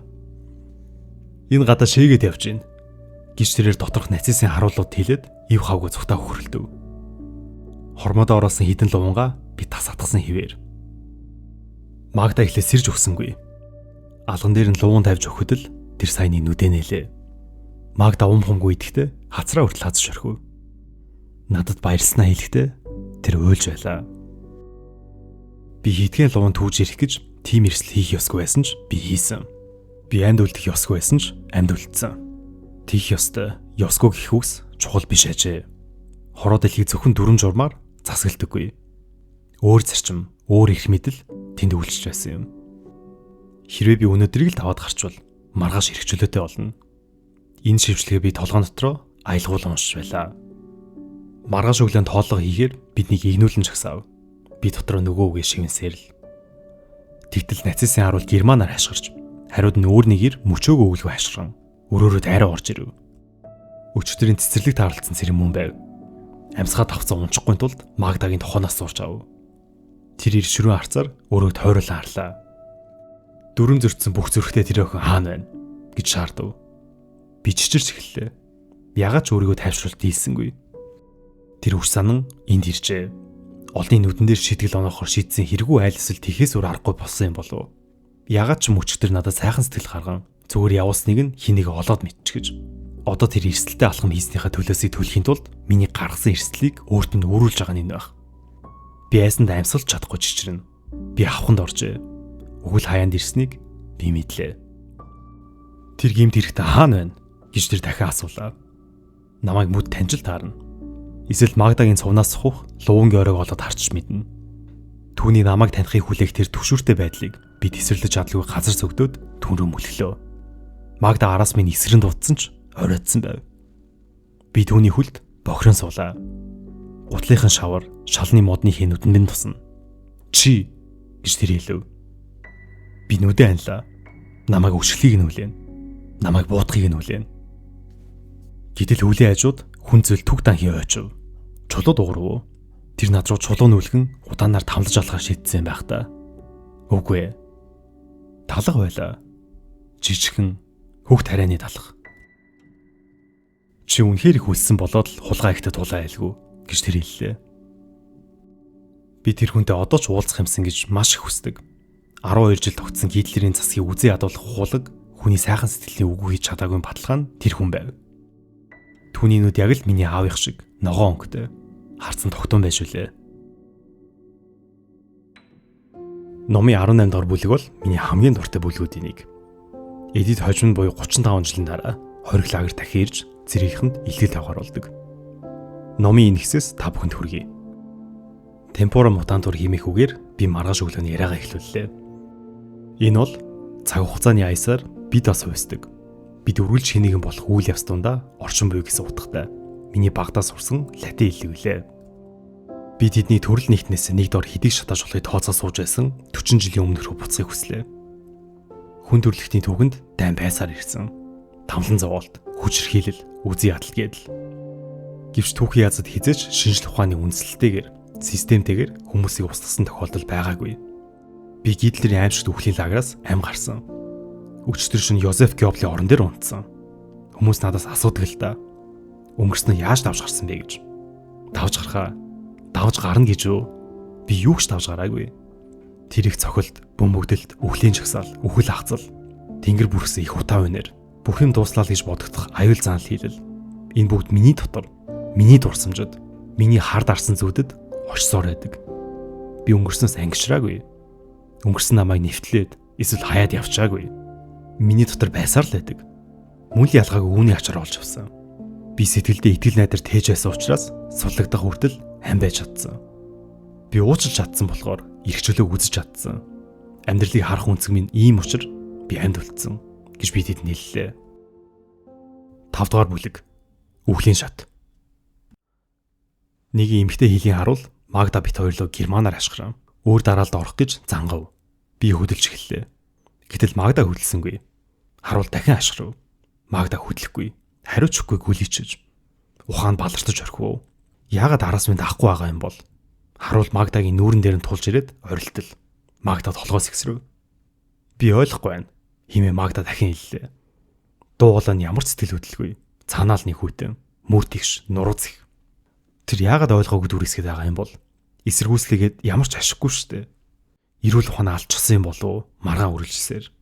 Гэтэ Магда зүгээс нэг маргаад байгаа хэрэг биш байв. Тэр ердөө л ойлгохгүй байна гэдгээ нэг янзаар 55-тан хэлсээр л. Харуул тэсгэл алдав. Тэр бууныхаа бөхсөөр Магдагийн нүүрлөө дилсээд авлаа. Тэгээд мөрлөө нь хид хид хөвшөв. Магда газар бодлон цогцоо цагуу балвсаар байлаа. Ингээд харуул өөр нэг охин бит хоёрлоо Магдаг чирээд яв гэж зангав. Магда хүгняцуулж ханиалгаж байсан ч нүд нь гэрэлтэн. Би тэдэнд үгүй гэсэн. Химээ Магда амсгаад хэллээ. Би үгүй гэж хэлсэн. Түүний хувьд энэ бол багталтай зодор байв. Харуул эмхтэй уур уцаараа дийлэлгүй ухаангүй мэт авирлаж байхад Магда харин өөрийнхөө байр суурьнд бат цогснороо өөрийн хүч чадлыг батлан харуулсан юм. Ийм 50 эсрэгүүцэл үзүүлснээр Магда өөрийгөө хувь тавилангийн золиос нь биш, харин сонголтыг бүтээгч, хувь зайныхаа эзэн гэдгээ мэдэрсэн юм. Гэвч Магдагийн мэдэрсэн тэрхүү хүч чадал удаан үргэлжилсэнгүй. Удалгүй би дахин хөдөлж, урд өмнө үтсэн газруудаасаа хамгийн аимшигтай руу алхаж байлаа. Бид Мав тавсанд ирлээ. Миний нүд нь уртаас урч чад, бөөн цогцсуудаас өөр юу ч үл тусна. Үхлийн шат хэмээн нэрийддэг тэрхүү хугаа цагаан шатан дээр бид шилжилдээ даран игнэн зогслоо. Ийм хүлээс нэцэст ахаад ажиллах уу амнасаа алдах уу гэдгийг шийдвэрлэх бас нэгэн шалралтад орох гэж байгаа хэмээн таамаглаж байв. Гэтэл айдас дагуулсан цуваан донд өсөв. Мав тавсны хоригдсдод 50 кг орчим боржин шулууг үргээд 186 гишүүр бүхий шатаар гүүх шам урдаар дээшээ зөөдөг гин. Миний биеийн жин шатаар дээш зөөх чулуунуудаас ч хавгүй хөнгөн болжээ. Ширхэг давж, шууны үдшигэл салхинд хийсэд одчхоор тийм л хөнгөн. Би хов басан болчихсон юм шиг. Хөрс дэлхийд намайг торгох хүндийн жин байхгүй ч юм шиг. Амьд явахын зовлонгоос ангижирч, алдхан би агаарт хийсэж буй төсөөлөлд автан, гүйцэлдүүлэхийн даваан дээр уурцгсан нэгэн эмэгтэй унтаа байлаас минь сэрэв. Нөгөө шатаах цух чинь тэр байна хэмээн хэллээ. Би дээш үлийн тэр зүгт харлаа. Үхлийн лаграас холдоод олон сар болсон байв. Тиймдээч тэрхүү үхлийн үйлдвэрийн яндан юу ч болоогүй мэт тэнгэрөө цөмбөрлөн байдгийг мартаа орхижээ. Хажирхалтай тэр яндангуудыг харахад сэтгэл амрах шиг ч болов. Тэгшгүй өрсөн тоосгон яндангаас үхэл хичнээн ойрхон. Хизээ мүдгүй эрхийг нь мэдэрч махан биеэс агаар замрах аялын зам төрөл арилж гүүр химэн бодон өөрийгөө аль хэдийн өгсөн тооцох нэг бодлын зүй ёсны хэрэг мэт санагдана. Тэр яндангаас удаа суунаглан гарсаар байгаа цагт надад тэмцэх зүйл байна. Надад амьд явах шалтгаан, зориг байна. Тэгтэл бид маргааш өглөө өхнө. Гих цуу сонсогдож эхэллээ. Эцсийн мөчтэйг эвлэрэх тэрхүү мэдрэмж яг л таталцлын хүч мэт намайг доош тасралтгүй чангаахан мэдрэгдэнэ. Харахуу нөмөрч бид шатан дээр унтцгаав. Тэд юунд шалруулалтаа эхлэхгүй ингэтлээ удна. Миний зориг мохож эхэллээ. Бид маргааш өглөө өхнө. Маргааш өглөө бид өхнө. Ээж минь хүүхэд өвчтөний цуваанд орохдоо юу болох гэж буйг гадарсан болов. Магда бит хоёрыг өөрийг нэрээ заахыг хараад яасан бол? Ээж минь үхэлтэд тэмцэлдсэн болов. Хувь тавилангаа эвлэрсэн болов. Эсвэл эцсийн мөч хүртлээ юу болоод байгааг мэдлгүй өнгөрсөн болов. Орчлонгоос явах цаг чинь болоход үхэж буй ухаарч мэдэх нь чухал зүйл муу юм болов. Бид маргааш өглөө өхнө. Маргааш өглөө бид өхнө. Чулуун анан цуврайдах мэд давтагцаар буйн цууг гарцааг үнэн болон хуурч байлаа. Олон зуун бээр газрыг туулж ирсний эцэст зүгээр л ор мөргөө алга болох гэж юу. Би оюун бодлоо цэцлэр шийдлээ.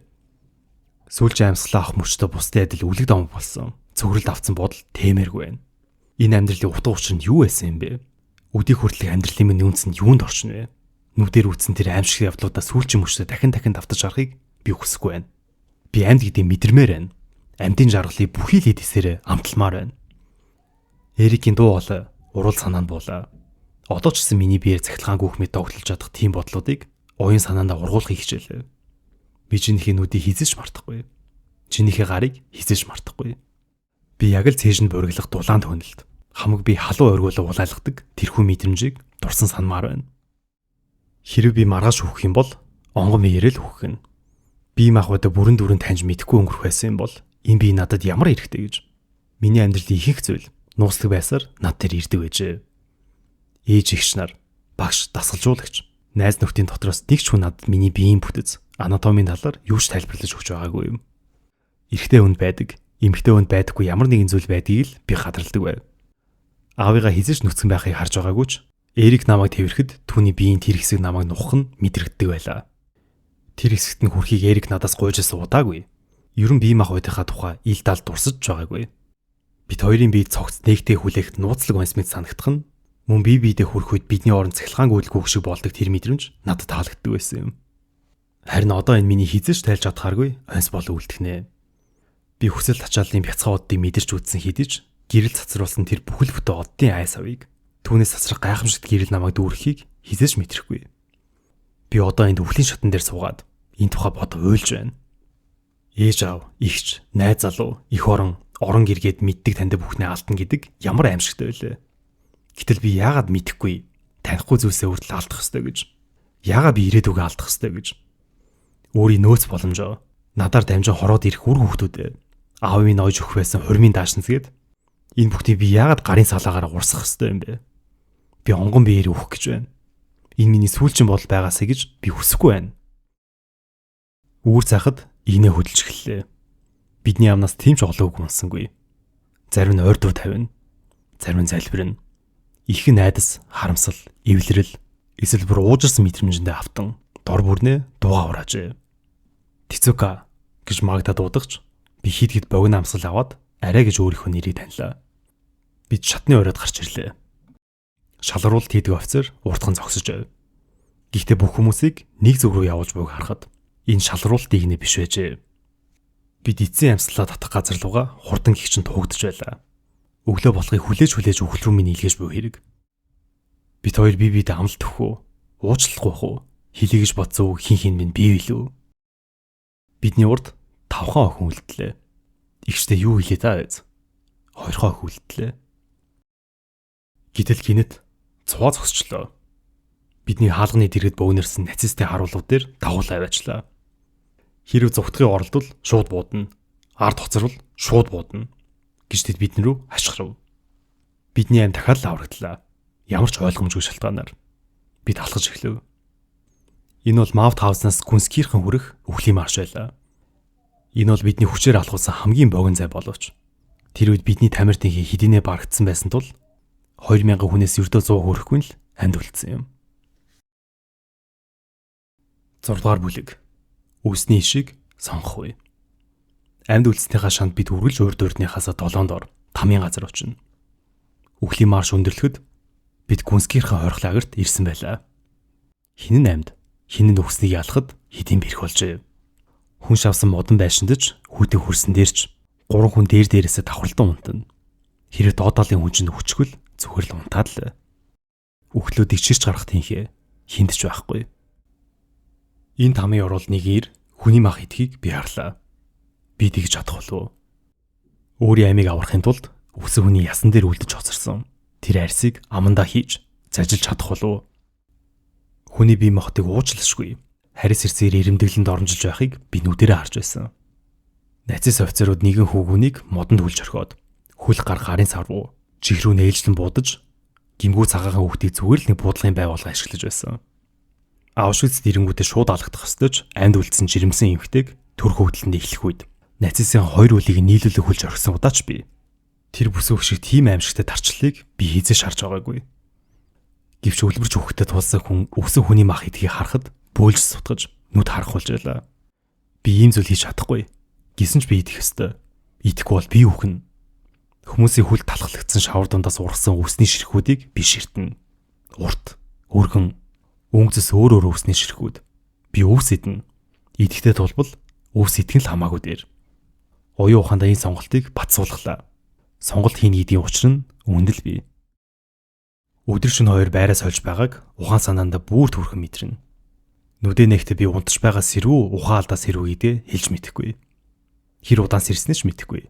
Хэр утсан бэ гэж асуухч чадалгүй. Заримдаа амьсгаатай байгаагаа би мэдэрнэ. Заримдаа би Магдаг хайхаар толгоогоо ирүүлэх гэж оролдоно. Заримдаа Магдагийн нэр нь санаанд орж ирэхгүй. Хаширхдуу энэ тэнд хадан үхэлтэй тун төстэй нойрноос минь цочоон сэрэлээ. Энэ хашгираалаа үхлийн зарлага үзээ.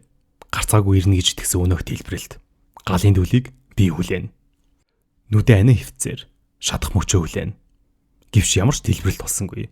Ямар ч гал дүрлэлтсэнгүй. Нүдэ навил нарсан ойн дундаас джип машинууд айжуухан тавьсаар орж ирэх нь харагдана. Америкчууд ирлээ. Америкчууд байна. Химээс сулдаж доройтсон ч дуугарт хийгээд эйдэнд хашгирч байлаа. Тэр джипнүүд яг л усан дотроос юм уу айгам хайлуун донд харж буй мэд давлгаалan бүрлэж харагдана. Нийтээр хий юм үзэж байгаа юм болов. Хин нэгэн гигантнүүд жагсаж орж ирэхэд буюу When the Saints Go Marching-ийн дууг дуулж байлаа. Энэ үед 5 метр хүүгээр мэдэрсэн бүхэн 70 гаруй жилийн турш миний сэтгэлд арьсгүйгээр хадгалагдан үлдсэн юм. Гэвч тухайн үед би эргэн тойронд юу болоод байгааг сайн ойлгоогүй. Цэргийн өвстэй ирчүүд харагдсан. Од судал бүхий тугуудыг Америкийн талбай гэдгийг би таньсан. Дээр нь 71-ийн тог томоор бичсэн тугууд ч үзэгдэнэ. Нэг Америк цэрэг хоригдлуудад тамхи тарааж өгч явах юм. Нөгөөдөл нь үлсэндөө янжуурыг цаастай өвтө нийтчихэж байв. Орооцолтой уурсан цогцснууд дундаас би энэ бүхнийг харж байлаа. Аль нь миний хөл болохыг ялгаж үлч чадна. Энд амьд хүн байна уу гэж Америкчууд германаар хашгирна. Амьд бол гараа өрг. Би амьд гэдгийг мэдэгдэх гэж хуруунуудаа хөдлөхийг оролдов. Би энд байна гэж орилмоор санагдав. Би энд байна. Гэтэл хоолой минь таг. Тэр цогцуудыг нэг бүрчлэн яхлан шалгана. Нүдэн намайг анзааралгүй гүүгээд өнгөрөв. Бохир давууны өөцсөр хамаад хараад намайг сонсч байвал гараа өрг гэж хэлэхдээ давууга амнасаа бараг л хөллөсөнгүй. Би хуруунуудаа олж мэдрэх гэж хичээнэ. Нөгөө зэрэг англиар ямар нэгэн зүйл хашгирлаа. Нүдэнд минь харагдахгүй өөр хин нэг нь түнд хариу орлоо. Тэд явхаар шийдсэн бололтой. Тэгтэл газар дээр гинт гэрэл ялбам тесрэг шиг болов. Нөгөө гал ингэж нэг ямар ч чимээ гаргаагүйд нь гайхаж байтал өнөө Америк цэргүүд бид нар рүү ирэглээ. Миний мдээгүй болсон биеэр гинэт халууд өгж эхлэв. Галын хэлж эсвэл халуурсных л биз гэж бодлоо. Гэтэл үгүй. Огтонч гал гараагүй. Тэр гэрлийн ялбаа биш. Харин Мардагийн сардан загсны лаз дээр ойсон нарны туяа ажээ. Санаад аюу санамсаргүй юу? Ямар ч Магда өнөө мө загсны лазараа цэргүүдийн анхаарлыг татаж чаджээ. Тэд буцаад наашаа ирж явна. Бидэнд дахин нэг боломж гарлаа. Хэрэг би оюун бодлоо бүжиглэж чадвал биеийн хөдөлгөнд тэдэнд харагдах болно. Нүдэ тасаан нь төвлөрч балетын арабеск төсөөлтөө хийн. Гараа толгойд ээгүүрээ өргөлөө. Цэргүүд дахиад нэг нэгрээгүй ашиглалтхан сонсогдно. Нэг нь бүр дэрэгдмэн иржээ. Би нүдэ тасаансаа хിവэр бүжгээ өргөжлүүлв. Хажуухан зогсох цэрэг эртээ бүжиглэж байна хэмээн төсөөллөө. Яг л Менгелийн үн бүжиглэж байхад Ромео намайг толгой дээрээ өргөж байсан шиг тэр намайг дээш нь өргөнө. Дайн дажин дундаас ч хайр сэтгэл уран гарч ирдэг. Үгэл хэдий хаяанд ирсэн ч үргэлж өөдөөс нь сөргүүлэн тавих зүйл байдаг ажээ. Тэр миний гарт ямар нэгэн зүйл хатах болов. Үрэл, өнгийн үрлүүд, улаан, бор, ногоон, шар.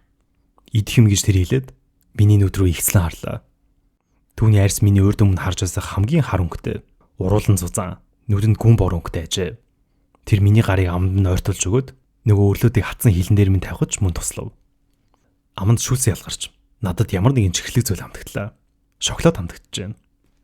Энэ амтыг юу гэж нэрлэхийг би саналаа. Халаасандаа ямагт жаахан жолоо амттай зүйл авч явж байгаарэ гэж аав минь хэлдэг байжлээ. Тэр амт нь энэ байлаа. Ингээд Магда ачиж. Түүнийгээс олсон болов. Би арай үг хэлэхдээ болоогүй. Хоолой гарахгүй л байлаа. Үгээ зөгөөч чамаагүй. Талхарсан үг хэлж чадсангүй. Үе холбож ихчийнхаа нэрийг дуудах гэж болсонгүй. Аманд орсон жижиг чихрэгч арай ядан залгиж байв. Дахиад жаахан хоол уух ус амандаа хийгсэн гэхээс өөр юу ч бодож чадахгүй байлаа. Цэрэг бүхий л анхаарлаа цогцын явуулгаас намайг гаргаж авахд хандууллаа. Тэр надаас өгсдгийг салах хэрэгтэй болов. Царай нь унжиж дөрөв мөчийн санжижсэн тэр өгтлүүд ясан дээр тогсон арьс мэт харагдаж үнэхээр хүн байсан тул нөгөө цэрэг тэднийг өргөтөө нүрээ хүрчилгэм чамгүй хүч гаргаж байв. Нүүрнээс нь хөлс бүнжгэн урсан. Өмхийн үнэр таниалган амаа орсон тавууга засна. Үхсэд үхээд хэр утсныг хэн мэдэх вүлээ.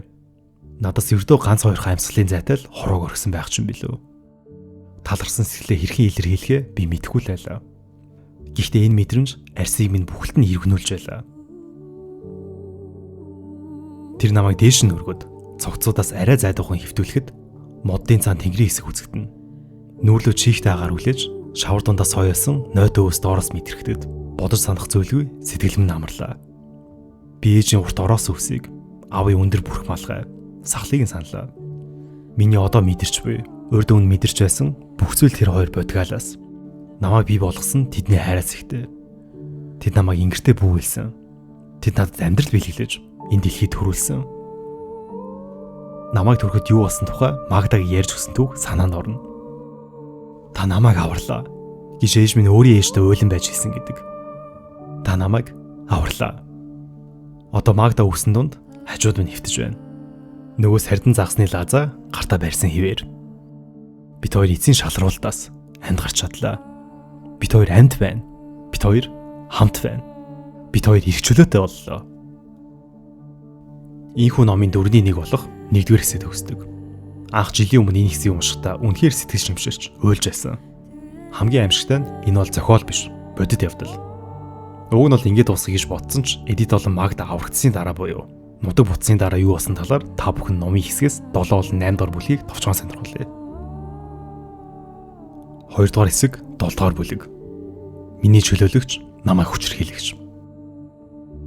Дайн төсөж дарлаас ангижрах тэр агшныг хаяа төсөөлөн бодох зөвшөөрөл өөртөө олох үедээ би цээжин дотор минь баяр баясгалт илбэлэн.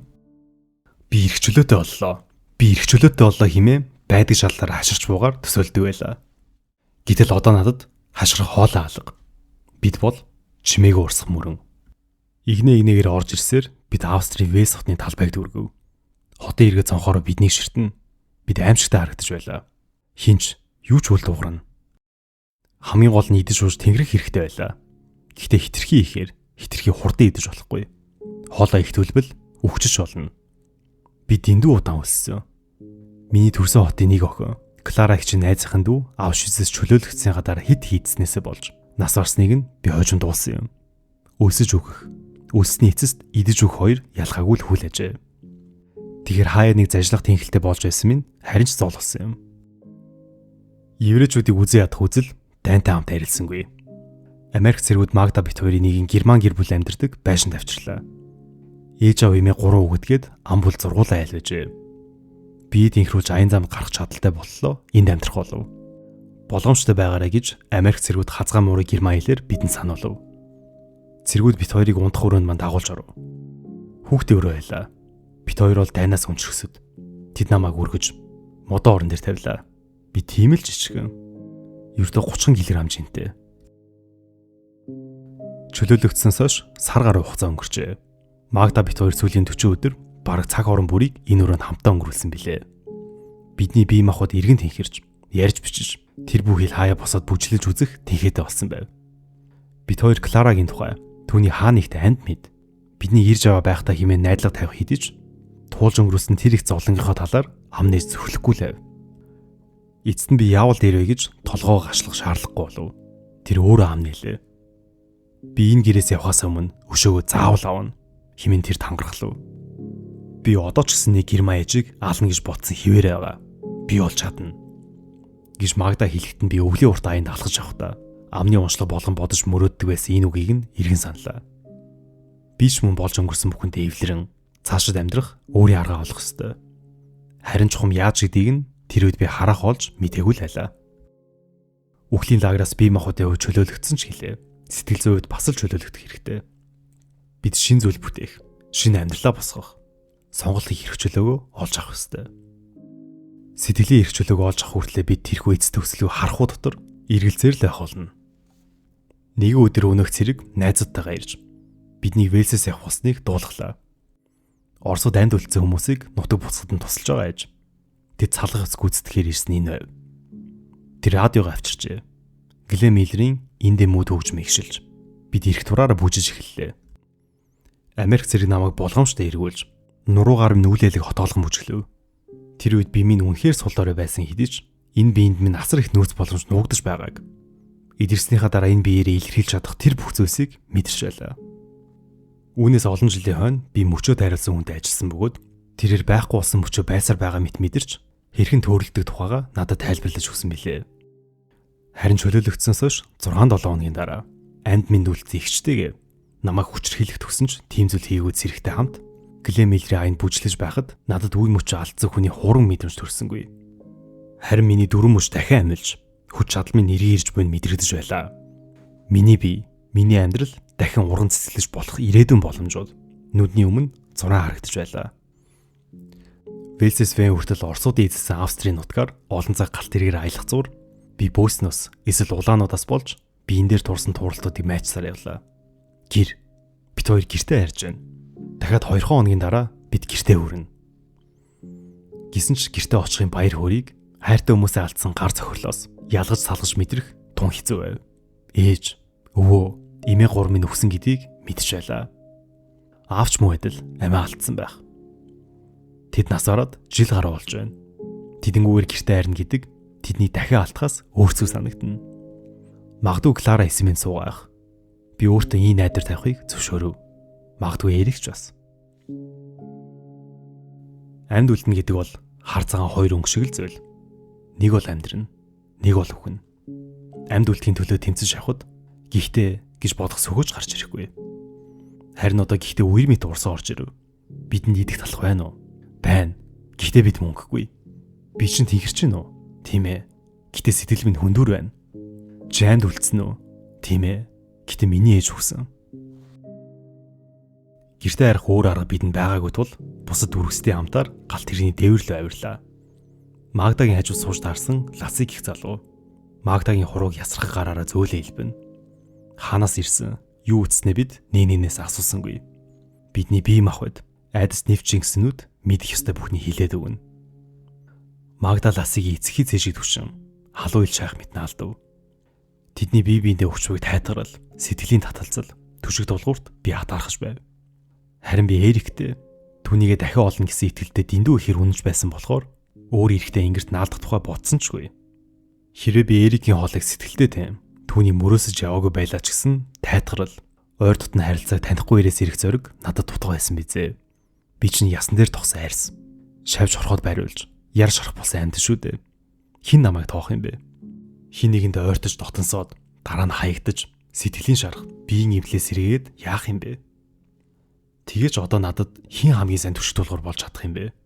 Миний юу тусныг мэдэх, зовлон нэгтэн маань уу? Эсвэл өнгөрснийг мартахад туслах юу тусныг мэдэхгүй хүн үү?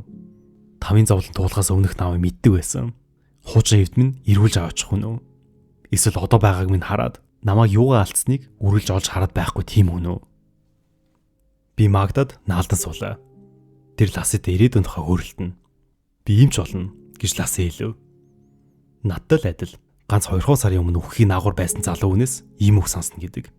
Ямар их уужуу сайхан сэтгэл вэ? Тэр амьд үлдсэн. Удахгүй өөрөө идгэрнэ. Тэгээ бусдыг шидээх болно. Түүний хүсэл тэмүүлэл надад итгэл төрүүлсэн ч бас давхар намайг зочирдууллаа. Тэр үхлийн лаграас мөрөөлт гарч иржээ.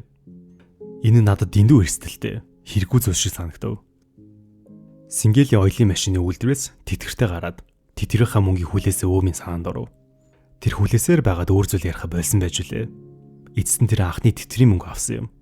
Гэтэл 7 хоногийн дараа бидний тоосны үйлдвэрлэлөө нүүлгэн шилжүүлж, ахаад хэдхэн 7 хоногийн дараа тэр нас орсон. Би буруу зүйл мөрөөд мөрг байна. Практикт өөр галт тэргийн суух хэрэгтэй байсан болохоор Ласидээ салах хэсэлээ. Дараагийн галт тэрэг хөдлөх хүртэл хөлөө тэнэлгэж, наран дээн, анир чимээгүй дунд талхайд суух цаг байв. Надад цэцэрлэгт хүрээлээ олж очоод ногоо ормол цэцэг навч хармаар санагдлаа. Би хитгэн алхаад л нүдэ анж, гудамж талбай, жирийн хүмүүсийн хөл хөдөлгөөнөөр дүүрэн хотын үнрийг мэдэрч явлаа. Нэгэн эмэгтэй цуны нэмгэн даашинсны материалыг хуруугаараа имлэж шинжиж, нэгэн ир хүзүүний зүйл сонирхоно. Эд зүйлс нь чухал биш. Харин гоо үзэсэл нь чухал аж. Сайхан зүйлсийг төсөөлөн бодох, бүтээх, басгүй түүнийг бишрэн харах чадвараа алдаагүй хүмүүсээр дүүрэн хот гэж энэ л байх. Би дахин хаа нэгтээ аль нэг газрын иргэн болно. Би гадуур дотор гүйж, бэлгэсэлд худалдаа авна. Би шуудангийн үүдэн дугаарлан зогсно. Би бас өөрөө байрсан талхаа идэнэ. Би аавынхаа дурсгалыг хүндэтгэн өндөр зэрэглэлийн загварлаг хувцаар гойно.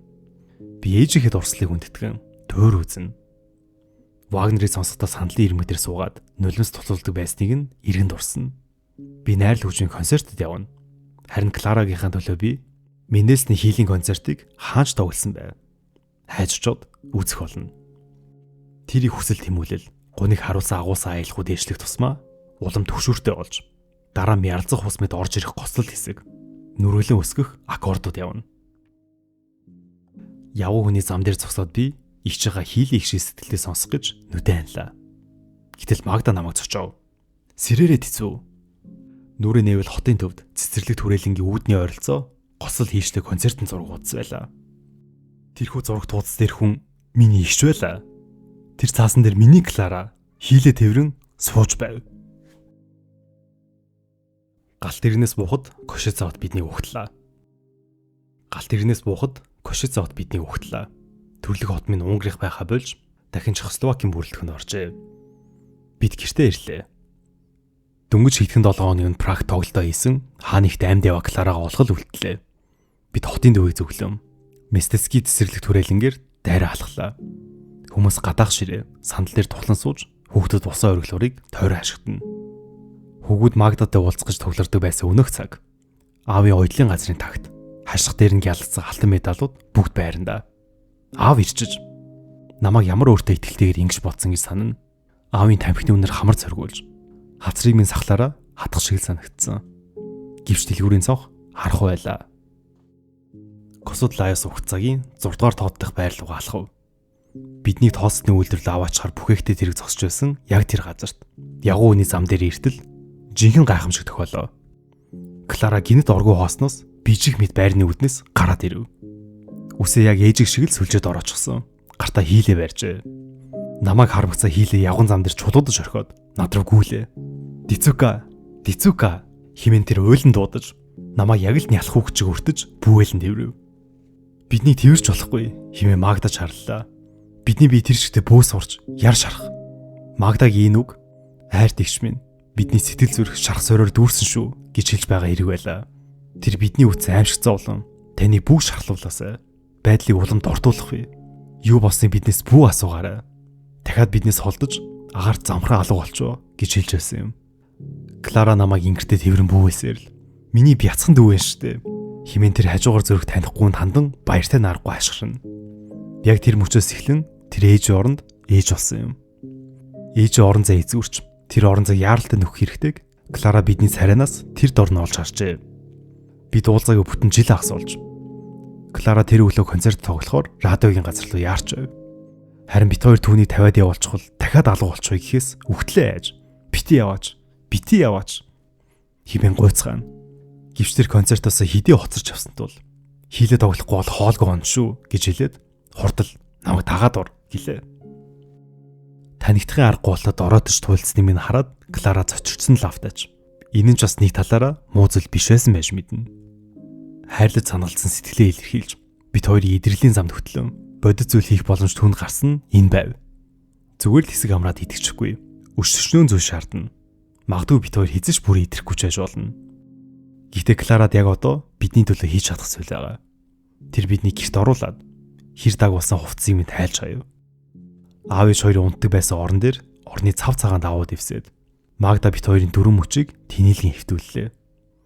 Биеэр нэг туурсан тууралт дээр захтаа намдах цайрны олцтой каламины тосыг түрхэж өглөө. Тэр тууралт тэрхэн зурт игч минь биед халдварлаж, хавг биед хорсож, халууд өгч байсан ч шүд сун тоглолтоо арай ядан дууссан гэдэг. Ийхүү игч дуугаар эргэ уулзаж золонгоо хуваалцсан юм. Номын 22 дугаар бүлэг дээр ийм өгүүлэгддэг. Цаг хугацаа эмч биш. Урсан өнгөрөх цаг хугацаанд бид юу хийх л чухал. Амаргүй сонголтуудыг хийж, түүнийхөө төлөө хариуцлагатай хөдөлж, эцэст нь сэтгэлийн шаргаа хөөж явуулж, өнгөрсөн дэх харуулслах унаасаа чөлөөлөгдснөөр бид идэрх боломжтой. Цаг хугацаа бүгдийг эдгэнэдэг бол үнэн бас судлаа. Харин хүн оногцсон цаг хугацаанд ямар сонголт хийхээ гэдэг нь л хамгийн чухал. Сонголт хийдэг бол эрхчлөө. Инэргүй сэтгэл, хөгжөөнт байдал, өөдрөг тэмүүлэл, зөн совин, сониуч сан хийгээд өөрийгөө хэрхэн илэрхийлэх вэ гэдгээ сонгох тухай юм. Эрхчлөөтэй байна гэдэг нь одоо цагтаа оршихын нэр. Бид ихэнхдээ өөр замаар явсан бол гэсэндээ өнгөрсөндөө гацчихсан байдаг. Гэтэл сонголтын эрхчлөөгөө идэх хамгийн зөв цаг бол зөвхөн одоо цаг үлээ. Уг ном бол ердөөсөө л өөрийн амьдралаа өөрөө сонгох талаар. Үүнээс хойш болох бүхий л үйл явдлууд түүнд амьдралын мөн чанарыг ойлгоход тусалдаг. Хайрыг олоход, инэрэнгүй байхад хамгийн гол нь өөрийгөө өршөөж, өөрийгөө чөлөөлөхөд. Номын 1-р бүлэг та бүхэнд маш хүн санагдсан байх. 2-р бүлэгтэр ч тэр эдид маш олон сорилтуудтай нүүр тулдаг. Түүний хийсэн зарим сонголтууд дээр та санал нийцэхгүй шиж магадгүй. Гэхдээ энэ бүхэн бүгдээрээ л амьдрал. Нэгэн хүний 90 жилийн амьдрал байгаа юм. Спойл хийж болохгүй ч гэсэн угаасаа энэ нэгээд хэлэхэд багтахаар үнэхээр баг бүх сэдвийг агуулсан маш гүн үнцгий, өтгөн, нягт, шигүү, баян ном байгаа. Номыг унших тусам хуудас сөхөх тоолонд хайраар дүүрэх. Тийм гайхалтай түүх таны хүлээж байгаа. Тийм ч бас би ихэнд хэлсэн шиг сая номоос уг номыг сонгож их хэл дээр буулгахаар ажилласан. Бүх номын дэлгүүрүүдээр худалдаж байгаа учраас таны бүр заавал авч уншаасаа гэж хүсмээр байна. Хүргэлтээр авах ажлын цагаар 7577 тэг рүү залгаарай. Утгагүй энэ бүгдээр аудио хувилбараараас орохоор байгаа шүү. Ингээд энэ удаагийн дугаараа өндөрлөж байна. Дуустал нь ханд байсанд баярлалаа. Баяртай.